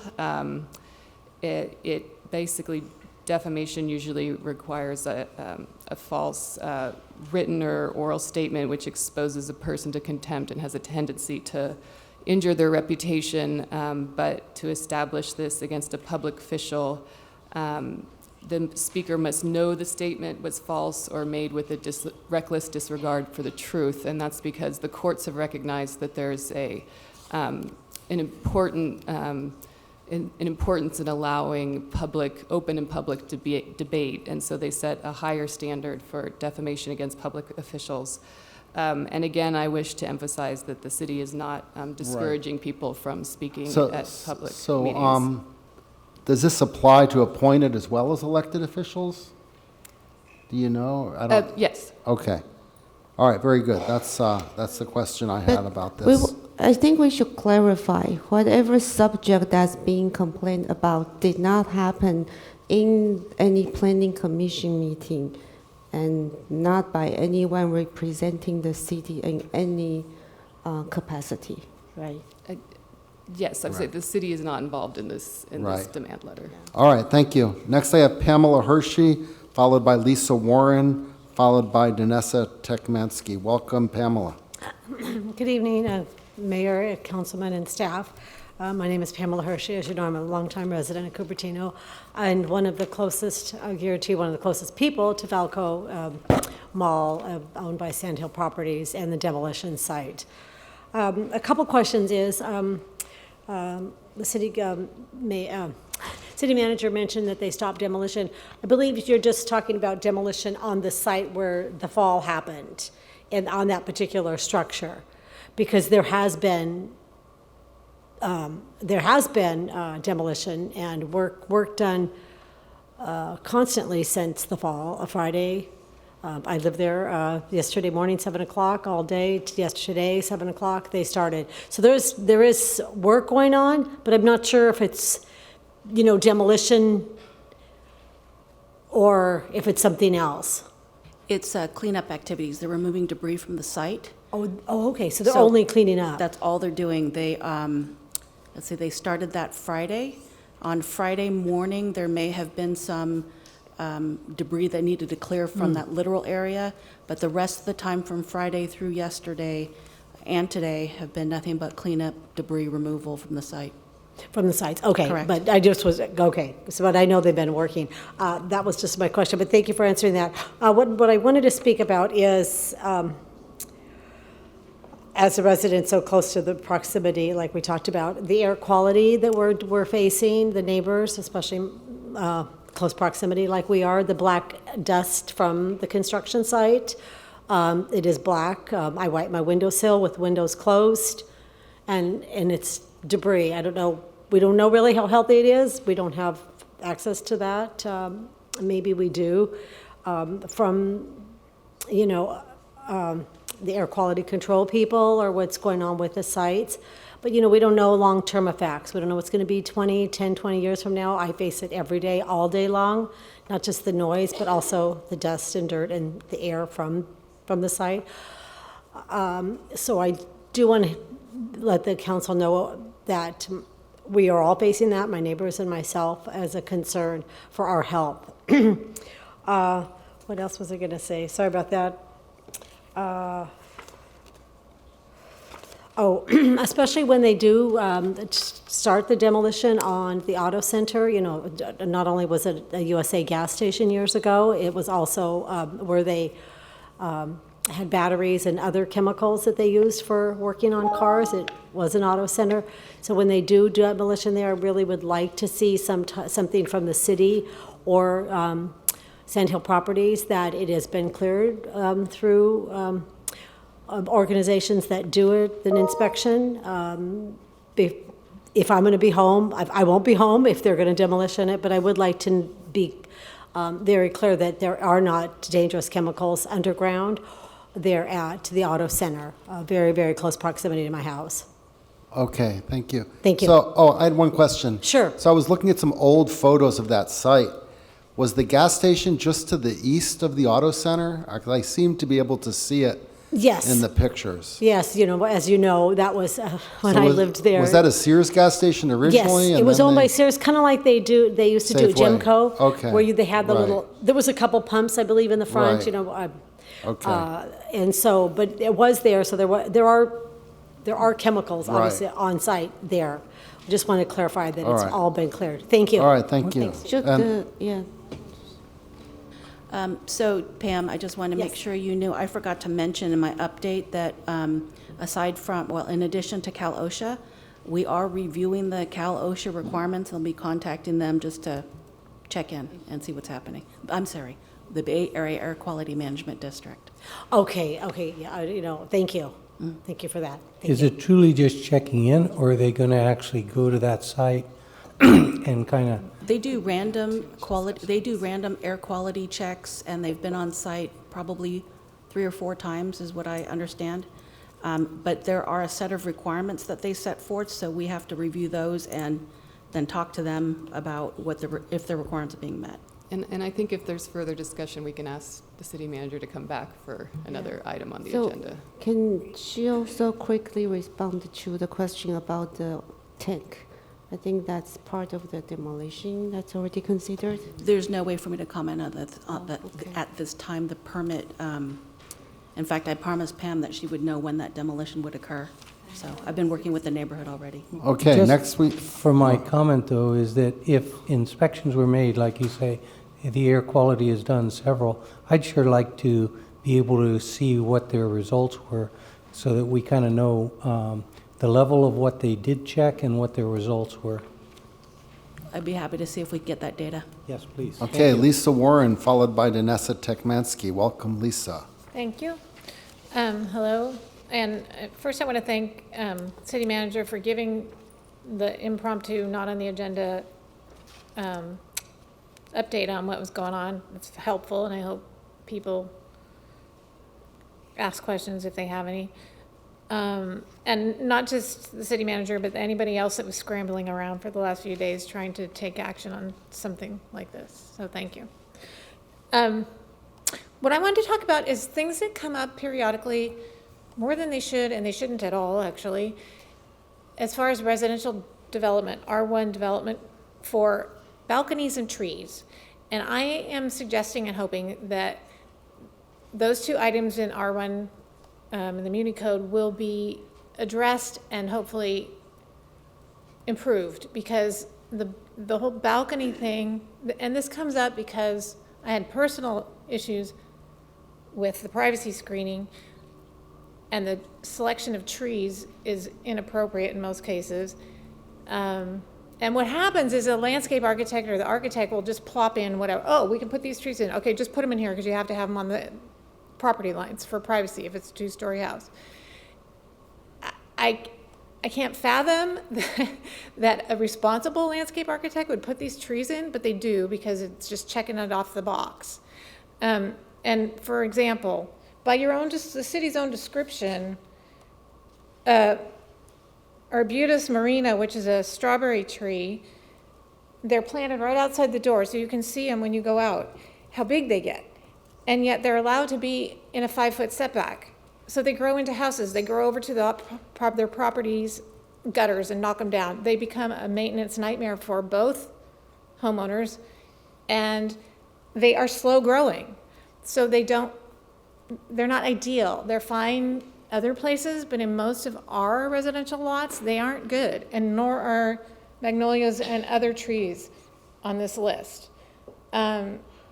Additionally, there's requirements for how far apart these trees need to be planted trunk to trunk along the property line, but no requirement as to how far away from the fence line they have to be. So the people are planting them a foot away from the fence and the trunk, and it's just bad. It needs to be revisited. This came up as an appeal in a planning commission meeting last week, or the week before, no, last week. And balconies also, and a current planning commissioner said there's been balcony issues for a long time. He's tried to get some changes, but honestly, these people were going to be faced with having initially a 500 square foot balcony looking into their yards. A 500 square foot balcony is ludicrous in a 50-foot wide lot. So there's not enough rules for balconies, to be sure, and the tree list really needs to be worked on, and I'm happy to help with that. Okay, thank you, Lisa. Thank you. Lastly, I have Danessa Tekmansky. Welcome, Danessa.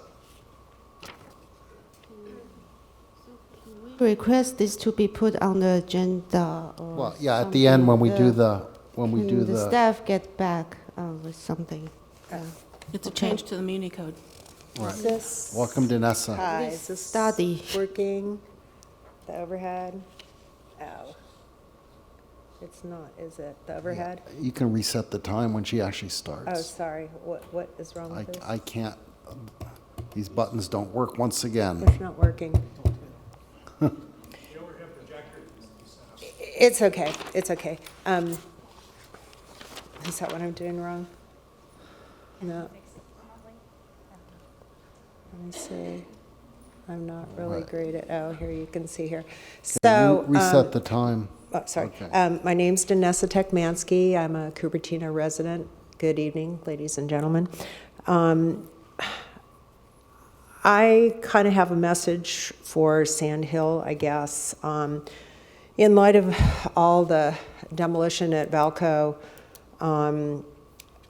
it amazes me when I look at the amount of money that Sand Hill has spent on, especially with a company called Singer Associates, to manage public perception in Cupertino. They're also the people behind our new newspaper called Cupertino Today.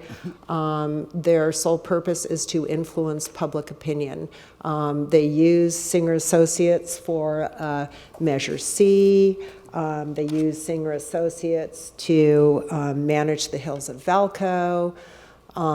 Anyhow, when you look at all the money they spent on trying to convince us of how wonderful they are and how much we want Valco, I don't understand why they aren't spending money to be proactively protective of our residents. I have driven by Valco, seen tons of dust and debris flying around in the air, workers with no masks on. I did a little bit of research. Valco was completed in 1976, but they were still using asbestos in textured paint, patching compounds, walls and ceiling joints, floor tiles, and wallboard at the time that Valco was built. So to remove products that have asbestos, it should have been tested before it was torn down and disposed of in these thick bags. There's a certain process.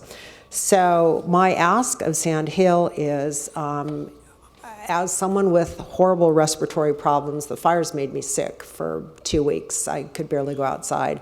I know there are other people like me out there that are being exposed to all this dust, possible asbestos fibers, whatever. If Sand Hill really wants to spend some money on some goodwill, if they would be interested for residents that contacted them, I use something in my home called a molecule. It's one of the best products out there for taking stuff out of the air. It does not create ozone in your environment. I do not work for Molecule, but I have to say that it's helped me immensely. And if there are people with compromised immune systems or compromised respiratory systems, that Sand Hill would consider possibly purchasing one of those units for homes that are adjacent to the development. So, thank you. Thank you, Danessa. I received one more card. This is from Ray Wong. Welcome, Commissioner Wong. Oh, hi, Honorable Council. Just wanted to address a few items, and I think they're in four different topics.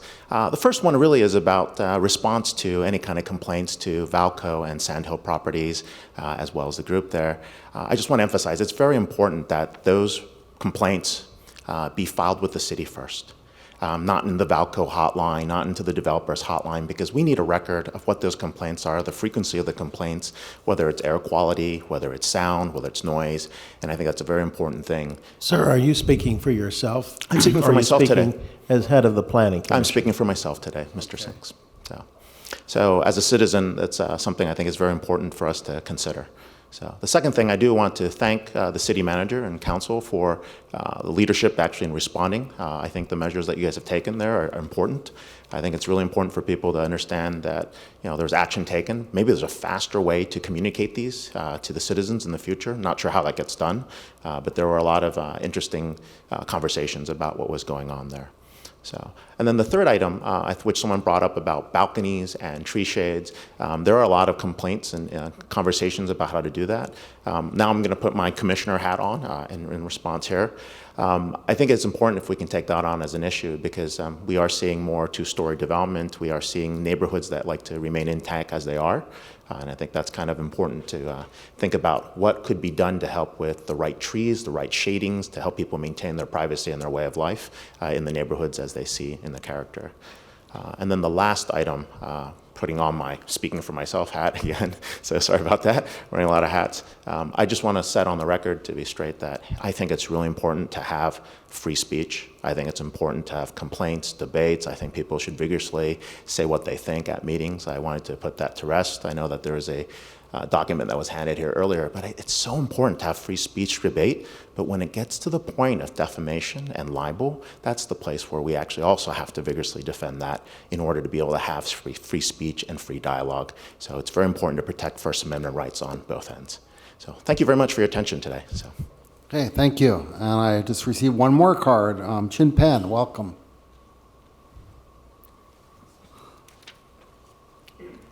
Hi, Mayor and the City Councils. I want to show one picture. Actually, when we talk about the Valco, that's reminded me about my house is less than half miles away from the Valco, and this is how dirty it is on my car, parking on the driveway for a week. And it's just to a point, the debris is, my poor husband, he usually have an allergy, and during the spring season, you can see him coughing and tearing, and now the whole season, this fall, he's suffering, very severe allergies as a factor. Right now, I just finished the project to replace my whole house, the furnace and air conditions, to upgrade to a better system. So at least within my house, he can feel better. So I'm hoping, last week when the wall fell off, the debris was flying across the street, and I don't against the Valco to be demolished, but hoping that city can help, to better measures protect at least the neighbors, for my house, like less half miles away from the site, that the health of the residents nearby, and it's just surprised me. Like I was wondering why my car was dirty so quickly, a lot quicker than it used to be. Then I was wondering why my husband was like, coughing, like allergy was so badly at this season. Usually it's only happening in the spring, but right now, he's severe. And then my other neighbor was reminding me, look, what's happening there? And when I drive there, you can see the debris flying everywhere. So hopefully city can do anything, for prevent us. I, library commissioner, but I'll speak for myself today. Yeah, thank you. Okay, thank you. That is all the oral communications.